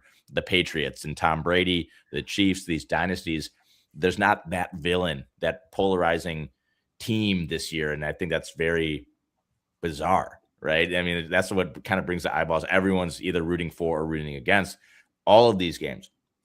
If you're not rooting for your own team, you're rooting for probably your wallet, whoever you're placing your bet on, rather than that kind of emotionally charged, I really don't want to see this happen, or I really do want to see this happen. And I think that's very unique in the NFL. And their ratings aren't going to dip, right? No. They own the world. They own everything. They own our eyeballs and our attention. But it is an interesting thing to think about. And that brings us to the Bears-Packers game. We're going to preview that on the next show. That's going to come out on Friday. The time slots all dropped for these games as well. So we're going to start out with, on Saturday, Panthers-Rams at the afternoon game. I think that was kind of obvious. It was either Panthers-Rams or Steelers-Texans, the game. I thought for sure it was Steelers-Texans. Yeah, right? That seems like a Saturday afternoon for sure. I would have thought the Texans always get the Saturday afternoon. They always get. I think they have to do divisions. Like, I think they have to do, like, so seating stays the same or something like that, or the relativity stays the same. I think they have to do if the NFC is going early, NFC is going late. They're not going to switch it. Oh, yeah. Because you can't. Yeah, you don't want to have a 2-game differential in rest, or 2-day differential in rest. I see what you're saying. What you're saying. Yeah. So Bears got the Saturday game. Nick, that's good for you. I know you have a father-in-law's birthday. That's Sunday. So sweat avoided. I was not so lucky on the timing of that game. That was the one time slot I was hoping against. And that is because for Christmas, I got Margaret, my wife, tickets to the Phantom of the Opera. And that showtime is at 7:30 p.m. on Saturday. And the Bears kick off at 7 p.m. on Saturday. So I'm in a bit of a pickle. And I talked to my wife and said, hey, you know what? The Bears and the Packers play at that exact same time. And so the tickets are currently on Ticketmaster. If you know anyone that wants to go to the Phantom of the Opera, message me and we can swing a deal. Discounted prices for all. So we'll see what happens, because if the tickets don't sell, I'm going to the Phantom of the Opera. So pray for me. Pray for the tickets to sell. I do have a agreement with my wife. Don't get me wrong. We'll get tickets to another showing, which is still available, but I'm in a little bit of a bind, boys, and I could use some prayers and thoughts there. So on the other hand, I would love for you to be that guy at the Phantom of the Opera, like Walter Payton jersey, like, this trunk. Yeah. Yeah. Yeah, we'll see how it happens. I'll give you an update on the Friday show, what happens with that. But I'm a little bit nervous there. But let's go through Sunday. Sunday games, Bills, Jags at noon, Eagles, 49ers, 3:30, Patriots, Chargers at 7. And then on Monday is Steelers, Texans. So we got potentially one of the top 3 sports weekends, in my opinion, outside of the NCAA first weekend, is wild card football weekend. It's going to be awesome. We get to veg out. The NFL is kind of force feeding us football on 3 days. You bastards, let's buckle in, win some bets, do that thing. So we'll preview these matchups and more on the Friday show. Like I said, I do want to quickly touch on Black Monday, the day where the guillotine falls on the coaches' heads. And let's just run through that kind of quickly. The Falcons parted ways with Raheem Morris and Terry Fontenot, the GM. Our buddy Paul, fuck you, Paul, brought up a good point in the, yeah, right. It's been too long. Brought up a good point in the text thread. He said, with the coach out and the GM out, is it time to just clean house on the quarterback too and part ways with Penix and just start everything fresh? What are your thoughts? I mean, the Falcons this year, like, they ended up also at the same record as the Panthers and the Buccaneers. Yeah. They have dudes on that team, but the problem is you're probably going to lose what's his face, the tight end, because this is his 5th year or 5th year. Kyle Pitts. So he's going to be gone. I don't know.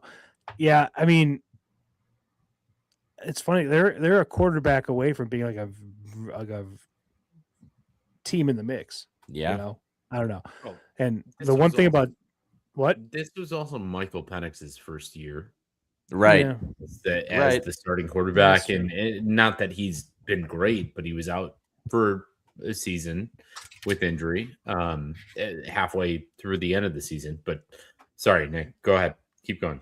I was just saying, lasting image of Terry Fontenot is on draft night having to explain himself to Arthur Blank on camera why he drafted a quarterback after he just spent $50 million on Kirk Cousins live on TV was one of the highlights. I've never seen ESPN broadcast like cut to a guy getting chewed out by a billionaire owner before. It was very funny. So shout out Terry Fontenot for that. I'll always remember that. Yeah, I'm oh, Nick, thanks for bringing that up. That is an all-time moment. I'm with you though, Drew. He's got 3 more years, really, if they want to extend him on the rookie contract. He played basically half a season, so give him some more time. That's my take on it. But the Cardinals cut ways with Jonathan Gannon. I wrote next to the notes, no shit, that guy sucked. So I think that was the most obvious guy that was going to get fired. Why was he still there this week? He should have gone 2 months ago. I know. I don't know why. When he hit that guy on the sidelines, he should have been gone. No, we were in agreement. That was okay for him to do that. Oh, yeah. Okay. True. But besides that's probably the most coaching he did was doing that. But yeah, that guy's gone. So we'll see a coach in a, I don't know, D3 college team or something. The Raiders cut ways with Pete Carroll after one miserable year. They had the worst record in the NFL. So bummer. I like Drew, Pete. Drew, you had a fun stat about this, I think, if you want to throw that out there. So the Raiders have a very interesting stat that they will be paying 5 separate coaches into next year. And that would be, oh boy, where did I text you guys that? Yep, here it is. That would be Antonio Pierce, who coached for them in 2019, 2020. Wasn't that last year? No, because I think. Let me go out. Let me go to the Google machine. Maybe that was. Yeah, you know what? Sorry. I think that was Antonio Pierce because they had him for 2 years. He was the interim coach when they fired. That's right. Guy on your list. Yep. But ultimately, they are paying 5 coaches $50 million into next year. Yeah. Antonio Pierce, Josh McDaniels, John Gruden. This is just crazy to me. John Gruden's 10-year contract. Yeah. 10 years, 100 Pete mil. Carroll and Chip Kelly. Of those guys. Just. Oof. And Drew, that doesn't include the coach that they're going to have to hire and pay. Right. Correct. That Tom Brady is now tasked to go out and hire. But Tom Brady's just going to coach a team at this point. He's already getting paid. He's already on staff. I think it's going to be Brian Flores. I think they have Brian Flores on their mind. Huge. Oh, God.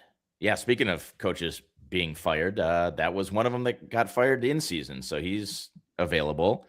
Yep. Good Lord, though. That's a hilarious that they're going to be paying 6 coaches at the same time. Good luck. That's some Auburn shit. I feel like they have like a stat. You do with, like, Auburn, I think we all saw the Pete Carroll thing happening. Though, too old.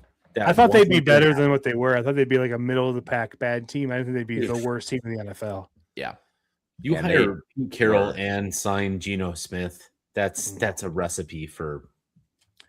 Yeah, that reminds me. The Raiders traded something for Geno Smith this year. I want to remember what it was because it was. I think it was a 4th round pick. Jesus, while you're looking third round pick. Third round pick. Jesus Christ. Good Lord. It's a day 2 pick. Oh, Raiders, what are you doing? I mean, if you're a GM for that team, like you could be out GM'd by a toddler that was like, "Hey, we want Pete Carroll." It's like, it's not 2003, dude. Like, what are you? He's old. What are you doing? And Geno Smith, God bless him. But yeah, Pete Carroll's out, and the Raiders are dumb. This is one that I thought was interesting. The Browns parted ways with Kevin Stefanski. I think the writing was on the wall there, guys. But I actually think he's a great coach. And I think that the Browns are you got the Jets, the Raiders, the Browns. And it's tough to win there. He went to the playoffs a couple of times. 2-time coach of the year, too. So I think he's going to have a lot of fun this offseason. I can't imagine another coach that's more qualified to be sought after. So maybe it's a good thing for Stefanski to get the hell out of Cleveland. Oh, this is the best thing that's ever happened to this man. Yeah. Mm-hmm. He's, he brought the Browns to the playoffs twice in 5 years there. He may as well have 5 Super Bowls. Yeah. Good point. You know what I mean? Like this is, and the turmoil that the Deshaun Watson contract, the Shadur Sanders stuff, like just the whole Cleveland Browns. Yeah. He is better off. I don't know where he's looking, but if I'm him, I'm very seriously looking at the Atlanta Falcons job with all those offensive weapons they have there. He will be in the playoffs, if not next year, or the year before, or the year after. Like, there's no doubt in my mind wherever he goes. That's a good coach. I think if you're Stefanski, you hold a lot of leverage there. Oh yeah. If I'm Stefanski, it's Falcons or take a year off, go in the booth, or do some kind of commentary situation and wait till the job that makes the most sense comes up, because you'd have to be silly to be a GM or an owner of a team and not want that man to coach your football team. If I'm Stefanski, I don't hate the Giants job either, by the way. Yeah, it's fair. That might be. I mean, Dart, Scadaboo, the young defensive line. You got don't forget about wide receiver name escaping me. Malik Neighbors. Malik Neighbors hasn't played all year, but he is Yeah. a dynamic player. So they have dudes. Good call. I think good call. The Falcons and Giants are like the two jobs that I'm like interested in. I don't know. I'd have to talk to them and see what their plan is and stuff. Outside of those two, if they're not interested or it seems kind of weird, take a year off, fucking live in the Caribbean or something. I don't know. Cash those checks and not too close to the Caribbean. Good point. Maybe stay on the islands, stay in the Bahamas or something. Yeah, there you go. Can we just all really quickly, as we were touching on the Cleveland Browns, how Andrew Berry still has a job? Their GM. That's the guy who had the fucking Deshaun Watson contract and made that trade. Like, that guy's got a job. And I've been talking to a lot of our Cleveland Browns fans that are out there. Shout out Tyler. Apparently in this draft season, they were talking about how Dylan Gabriel was Stefanski's pick and Shedeur was Andrew Berry's. That shouldn't be a moniker or a marker of what success is. You traded for the worst person in history. That's it. Like, person, you're out. Not player, person. Yeah, person. Yeah. Person. Human being. Yeah. Yeah. Yeah. No, it's a great point, Drew. Some of those connections just are bizarre because it's not about the results. I mean, clearly, if you look at their draft picks this year outside of the quarterbacks, which obviously is a splashy stuff, but they had a really good draft. They had dudes that were contributing. Probably going to have a defensive rookie of the year. Quinshaw Judkins, he looks bad, but you get an offensive line, he should be a solid back. Like, they have some good dudes on that they had a pretty successful draft. But the Deshaun Watson trade and the fact that they can't win games should get the GM out of there. The GM knows where the bodies are buried. That's the only explanation. Yes. Yep. But the other thing, I'm sorry, I don't want to keep harping on this, but when you're that bad, yes, you have draft capital and you have that. That's true. You have the amount of time to do those things and find the talent that is behind there. That 6 seasons, you're out. You're fucking out. I agree with you, Drew. I agree. 6 seasons is a long time for a GM to be at a team that doesn't win games. Correct. That's a long time to be at a team that's not very good. And to be fair, I would argue they got coached into the playoff success that they had over that 6 seasons was solely on Stefanski, in my opinion. Yeah.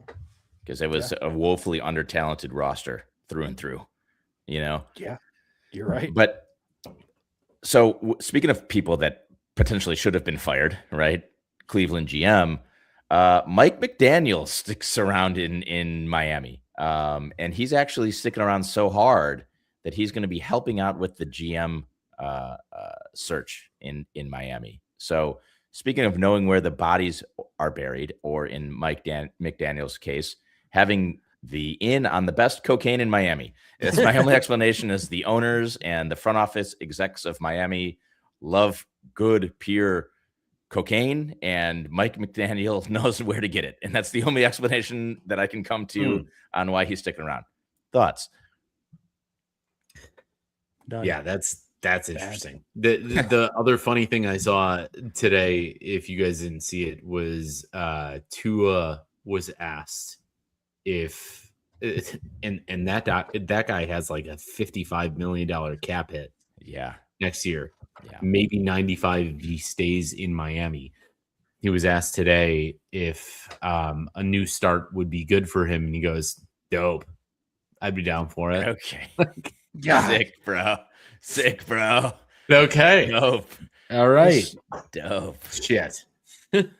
Cool, man. Must be nice. Must be nice. Someone get that dude some media training for Jesus Christ. He just says the worst things at all times. Just hey, you take Take that terrible locker room situation in Miami and just throw a fucking wrench in the middle of the worst. Like, what are you doing, man? Anyway, Absolute shit show. Yeah. The other one I wanted to call out too before we move on to the podium list, Zach Taylor sticking around with the Bengals. That one shocked me. I thought for sure he was gone, but he's not. And I don't. That guy sucks. I don't get it. I could if you put 5'10", dark-haired, normal-looking white guys in a line and told me to pick out which one Zach Taylor was, I would not be able to do it. Yeah, wouldn't be able to do it. No, he's he's an average guy. He's just an average guy living out his dream. Now, if you put Kevin Stefanski as the Bengals coach, now I'm interested. Now things are heating up a little bit. See, but unfortunately, we'll never know. Maybe Stefanski takes that year off and takes the Bengals job next year. See, I was gonna say because I mean that Zach. I mean, you're just killing time with Joe Burrow with putting a lame duck as your coach, and there's no bigger lame duck, like just nothing. Like the lamest guy, the lamest duck. You know, so that one surprised me, but I'm not.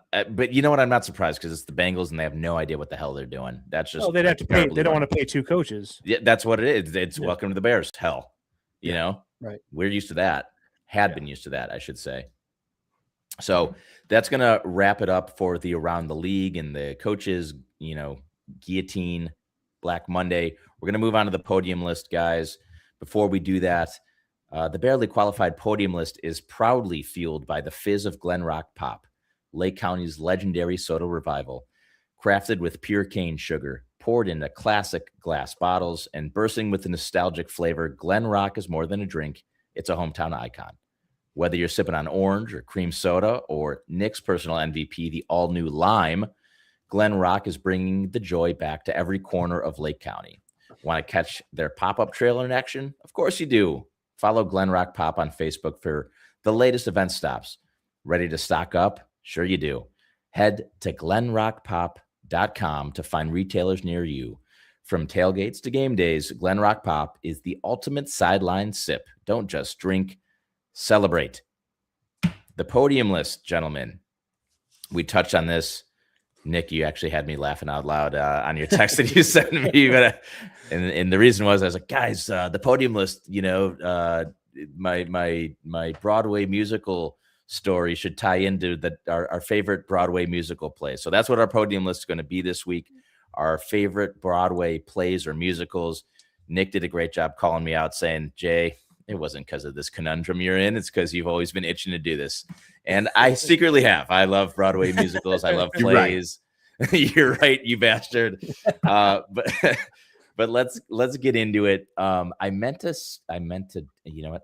We're just going to stick with the podium list because I'm going to get too confused and changing it up. So we're going to go Nick, Jay, Drew on the gold tier, Jay, Drew, Nick on the silver tier, Drew, Nick, Jay on the bronze tier. So, Nick, you're going to lead us off with the first pick here.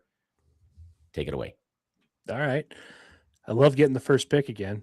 I'll take it. Yeah, sorry. I just got too lazy. I got my mind pretzeled. He knew it. He knew panicked. it was going to be taken. He had to have it. No, that's okay.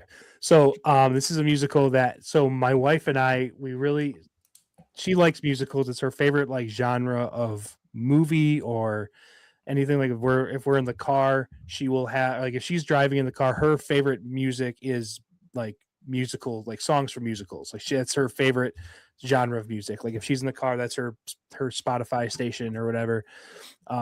We were going to get in the theater we were trying to get into like going to shows, and we went to see Hamilton, which is my one pick.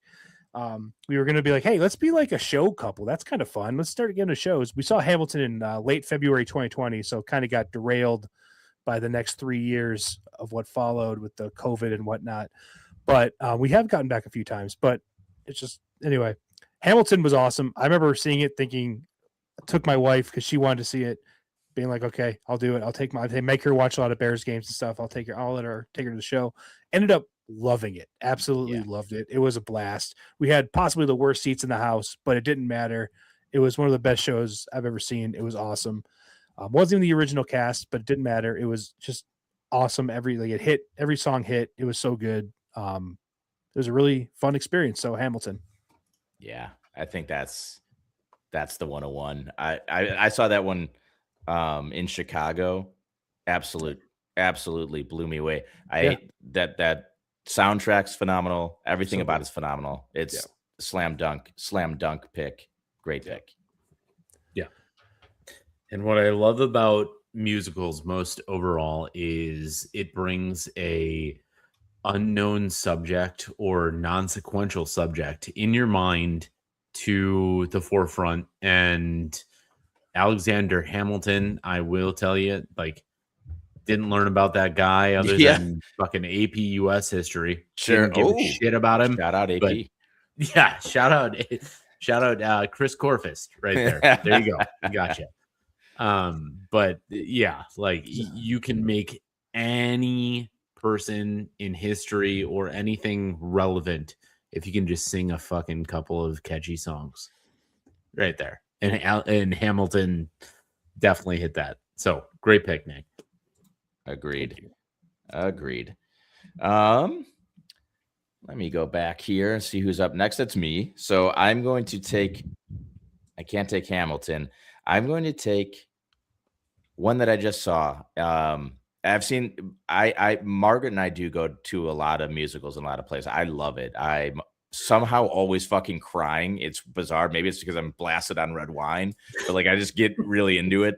And there's so many good ones to choose from, but I had never seen any of the movies.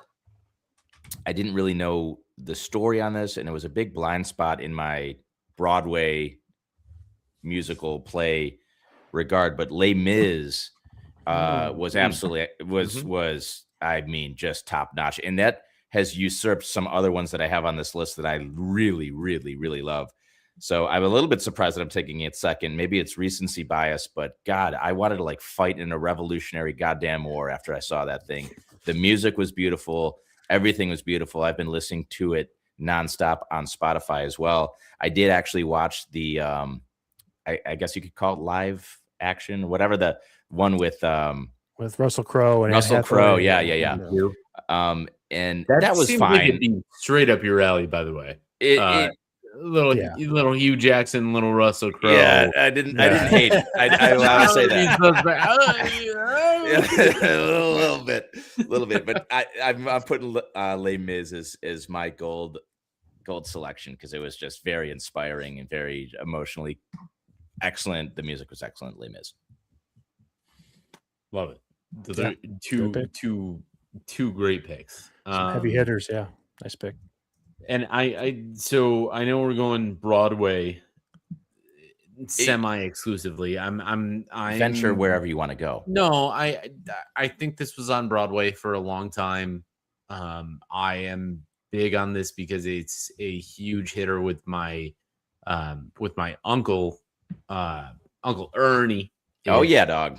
For the listeners out there, Uncle Ernie is a big doo-wop music, and he was a car guy. He was a barber for a while. Frankie Valli and the Four Seasons just hit different when you were listening to it in a barbershop. And that's why my 101 is Jersey Boys. Jersey Boys is a great musical if you haven't seen it. And I think it's off Broadway now, but whenever you hear anybody doing Frankie Valli in their high falsetto, it's a privilege to hear. So Jersey Boys, my 101. I had a feeling. Love those Frankie Valli viral videos recently where he is just it's just a absolute like Disneyland robot up there. It's animatronics. It's just I could watch those all day. It's so good. I could watch those all day. Yeah. He's like 99 years old. Yeah. Frankie owes somebody some money. They're just wheeling him out there. Frankie, you hit this note. Do it. Oh God, that's a great pick. Great pick. Oh man, this is where it's going to get tough because I really do have a lot that are just. Oh God, I don't even know how to do this, but I'm going to lead us off in the silver. Okay. I'm gonna stick to the roots here. The one that got me into musicals in the first place. I'm gonna go with Rent.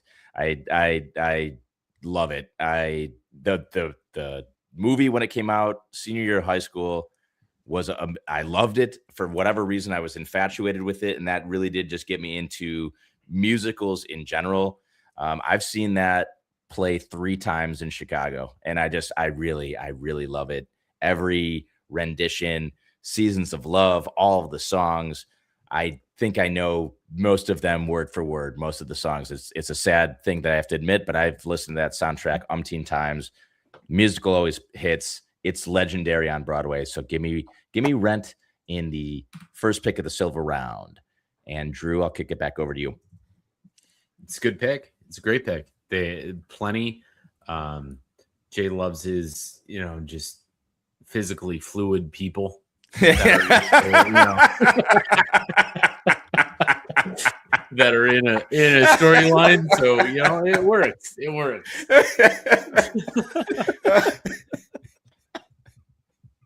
Yeah. Oh, right. Yeah. Sorry. Just as he likes his physically fluid people, I love my Swedish people. So I'm going with Mamma Mia. ABBA. Oh yeah. Give me some. I mean, some just bangers and hits. And I have to say, I think I went to this show when I was about 12 with my parents, and it takes something when you see a bunch of 50-year-old people just dancing in the aisle. Whenever you see those people just convening in the aisles and talking to each other like they're a bunch of swingers groups, yeah, that's absolutely that's something. Yeah. So making it move. Yeah, exactly. I'm taking Mamma Mia. That's Have you seen the movies? Have you seen dude? Fantastic. They're good. They're good. You love yourself some, obviously with your second pick, you love yourself some Amanda Seyfried. So you're right. You're right. Yeah. I do. Oh yeah, she is in Les Mis. Yeah. Yeah. I mean, when I worked at the movie theater in like high school and summers and colleges and stuff like that. And when Mamma Mia, the first one, came out, I worked there. And when they did the show, but then they also had a sing along version of the movie that came out, where it came out with like subtitles on it, and like it would like kind of like like it would highlight it along with the beat of the song, so you knew like it basically karaoke is what it was. And the amount of young women to like teenage girls and their moms like having the best day of their lives that we saw at that movie theater was, I've never seen so many like 56-year-old mom and like 20-year-old daughter just like having a blast at the movies together. It was cool. Fun. That is fun. It was cool. And Drew, I'm going to see your Amanda Seyfried and raise you a Lily James. Hold on. Yeah. Yeah. You good. Wait, what? What, Nick? Oh, I thought you were going to take a pick. Oh, no. Yeah, my bad. I thought you were. I was like, yeah, sorry. Lily James and Mamma Mia too. Absolutely. Yeah. Transcending. I mean, they're all upset by what's her name? Who's the mom of all? Meryl. Oh, yeah. Meryl. Oh, by Meryl. Oh, I'd take Meryl all day.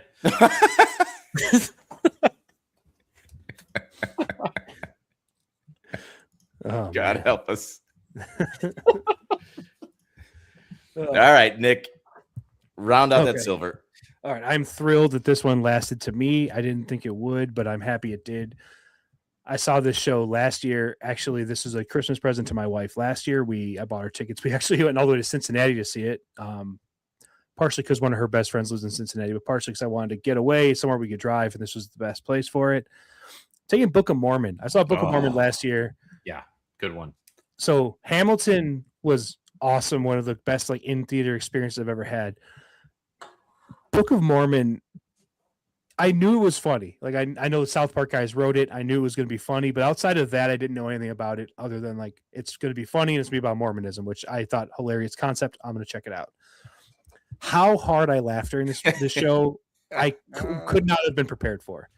If you haven't seen Book of Mormon or you haven't even like heard of really Book of Mormon, and you hear me say I couldn't prepare myself for how much I was going to laugh. Even me saying that to you, you will not be prepared for how funny this musical is. Yeah. Some of like, I don't think I've ever laughed this hard at a movie in my life, let alone a staged show. Like this was the hardest I've ever laughed in my life. So funny. Again, this wasn't like original cast or anything, but still really, really, really good. Very funny. Book of Mormon. Highly recommend. So funny. Nick, that's in my top 3. So a great pick. I share the same experience. Me, Taylor Fuss, and Sam Katz saw it a long time, probably a decade ago. Got a little high, and I was I couldn't breathe. I was laughing so hard, dude, nonstop. Everything. They had like little like one-liner quips that were like laugh out loud funny. Like they had like really well paid off like jokes that were really funny. Like every single thing in the show was either funny or setting up something to be really funny. Like it was just unbelievably well written. So funny. Yeah, I got to say that's a great pick. Value pick of the draft, in my opinion. I got to say, boys, never seen it.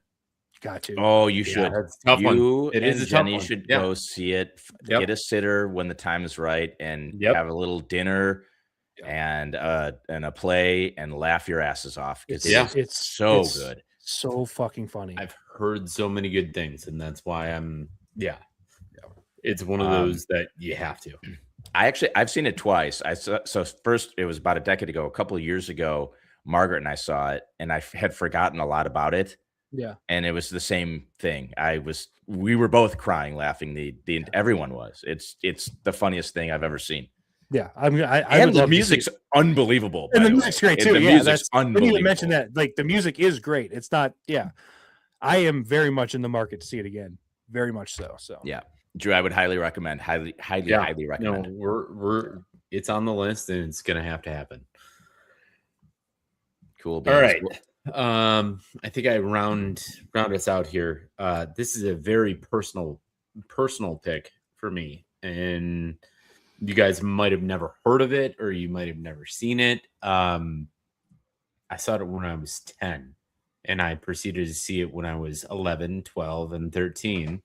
And it was when this guy was on his most talent point in musicals, on Broadway, whatever it was. Joseph in the Amazing Technicolor Dreamcoat. Donny Osmond. If you haven't seen, I also have a personal touch to that because my parents used to keep us after the shows to like see the actors and the actresses up top, and Donny Osmond gave me like a handshake and a hug one time, so that like that personally resonated. So he might have been a child toucher. We don't know. I was gonna say, did you how much? As you were saying that, like this doesn't seem like it's going great. Close to the best, but Joseph in the Amazing Technicolor Dreamcoat is also just they have some incredibly catchy songs and amazing choreography. So that's my final pick. Great pick. Yeah, my mom had 3 CDs in her car when she first got a CD player in her car. Shania Twain, Best Hits of the Eagles, and the soundtrack to Joseph the Technicolor Dreamcoat. That's fucking awesome. Yo, there you go. So I'm very familiar. Yeah, that's awesome. All right. For my bronze pick, I'm going to kind of stray away from Broadway. I'm going to go to a movie musical. I was obsessed with this movie when I was probably like 11 or 12, whenever it got like re-released at some point. I'm taking Grease. I love Grease. I know all the words, every song to Grease.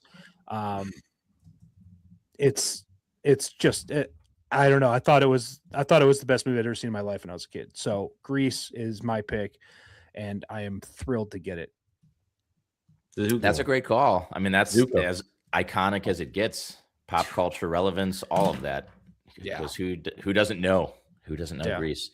You don't know if you can't duet Summer Lovin', there's something wrong with you. So that's right. I love the pick. All right, I will round us off. I'm in a bind yet again. I have 2 still of my favorites on the list. I might eeny, meeny, miny, moe this. Oh, you know what? No, I'm gonna go with The Lion King. The Lion King. the way the production in which they did everything was truly like amazing by definition of the word amazing, and awesome by definition of the word awesome. And obviously you get the songs. Everyone knows all the songs, but like the way that they made that into humans pretending to be animals and it just being seamless. And when we were sitting there, we were right on an aisle, and all of the animals in the first song, Circle of Life, were just streaming down the aisles, and you were just in the play. And it was like that for a large majority of the time. It was really freaking awesome. And I mean, who doesn't love the storyline? Obviously, we all know it. We all grew up with it. So it made it a super kind of cool, nostalgic too. But it was really, really excellent. And so I enjoyed the hell out of that. And I feel bad because I left off Wicked from the list. Oh my God, which is Wicked. also fantastic. Yeah. It's a thing. I Yeah, mean, it's a thing. Been a thing for a while, and I think it's been out there. But Jay, I love the pick. I remember seeing that in, I don't know, I think it was middle school, and seeing it live action, being like, I've seen the movie, I know what's going on, and then seeing what actually like a true stage production can put on, that was amazing. That's the big leagues. That's the big leagues. Yeah. I'm with you on that. Wicked's great. Wicked has been great.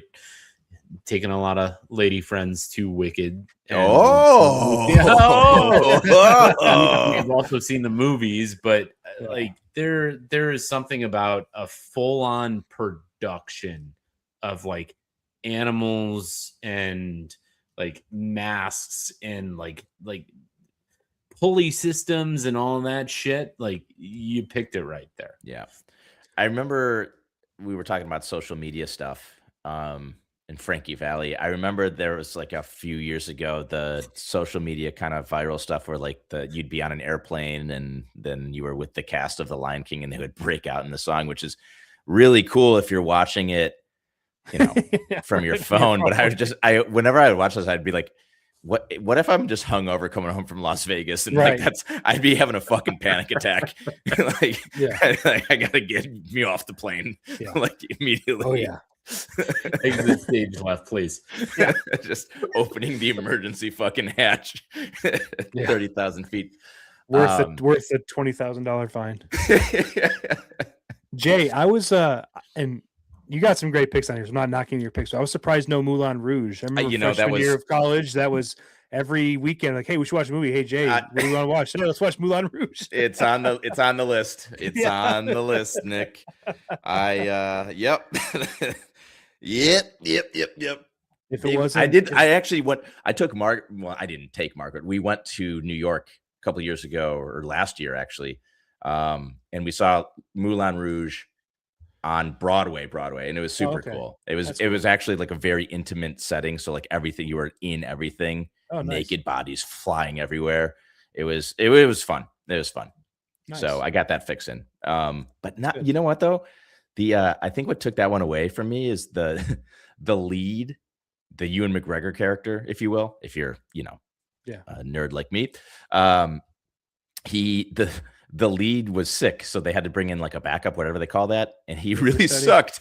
Really sucked. Oh no! I was like, oh no, this is like the Broadway New York, and we got the guy that sucks. Oh, that sucks. So I kind of took it down a peg, to be honest with you, but it was still fun.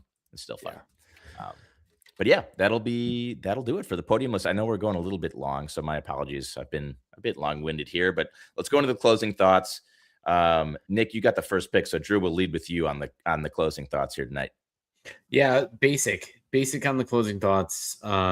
This round around, I loved some moves that were happening in the coaching carousel. What I will say is I want to see a lot more in the organizational upheavals, more than just getting rid of your coaches.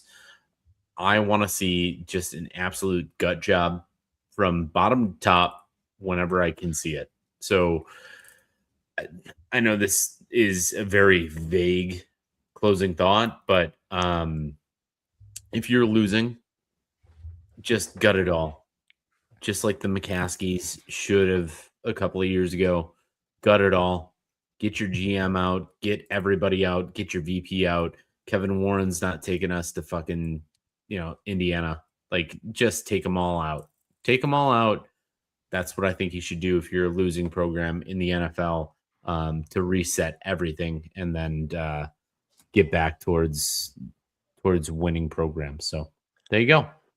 Makes sense. Yeah. I am surprised more teams don't do that, to just have GM and head coach at least in lockstep with each other and just bring them in as a unit. But I'm with you. Clean house. Yeah, makes sense to me. Yep. Nick, do you want to take it away? Yeah, so we're in that fun time of year, post holidays. If you have young kids, where we are coming home with something every day. Today should be a national holiday of first day back after winter break for most schools, and I had to go pick up my son early from school because he's sick. So that was a tough way to start the whole back to school. What disease do you have, kid, today? I don't even know what. I promise you this weekend I'm going to feel like absolute hell. Yeah. So that's here. My son's fine. He's probably going to go back to school tomorrow, hopefully, just so I can call him, go get him again. But we'll see what happens there. Yeah. Yeah, not great, but just sort of firm warning that this will come for you if you have young kids this time of year. You're not safe. You can try and run, but it'll get you. There's no escaping it. There's no escape. Yeah. Tessa just had a gnarly eye infection, which luckily cleared up like in 24 hours. But I was panicking because that was Saturday. And so I was like, man, if this is going and it gets to Monday and I can't put her into daycare. Right. Yeah. I had to go back to work today from being off for a while. And I was like, I'm not going to be able to do it. You're going to have to take a sick kid and force her out of there. Okay. And then you call me and like, I'm in Nashville somehow. You're going to have to hold on to her for a couple more hours. Yeah. Just call their bluff. Yeah. Exactly. Call me. Go ahead, call me. Yep. Now, Godspeed, Nick. Hopefully you don't get dragged down into that. But that's inevitable. Yeah, it's done. There's no. It's just I got maybe 48 hours in me before I just can't get out of bed. So. It's just thoughts and prayers at this point. It's just words, Yeah. But anyway, so that's it for me. Yeah, good deal. Well, I'm gonna take one. We mentioned this earlier at the beginning of the show. It was fun seeing Illinois State in the national championship game today against Montana State. They poor kicker is not going to have a good time. Missed a game-winning field goal, extra point blocked in overtime. They ended up losing by 1. It's unique to see Illinois State on a somewhat national stage. I don't know how many eyeballs were on that, but it was on ESPN at 6:30, so there's nothing else really going on. So I'm sure some people watched it. It was pretty cool to see them get some attention. Back in 2014, they went to the national championship game as well, lost to Carson Wentz by 2. They lost by 1 now. So, hey, what are you going to do? I can honestly say that I've never gone to an Illinois State football game in person. And I've watched, I think now 3 on TV. So,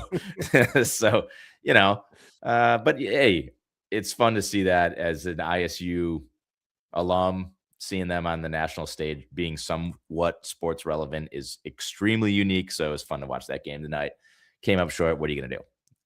Bar's low. So that being said, hopefully those kids had some fun out there. Nashville was where they were playing. So, but that'll do it for us here at the Barely Qualified Pod for Jason Maxwell. And that's not true. I read that wrong. For Drew Bailey and Nick Laveris, I'm Ron Burgundy.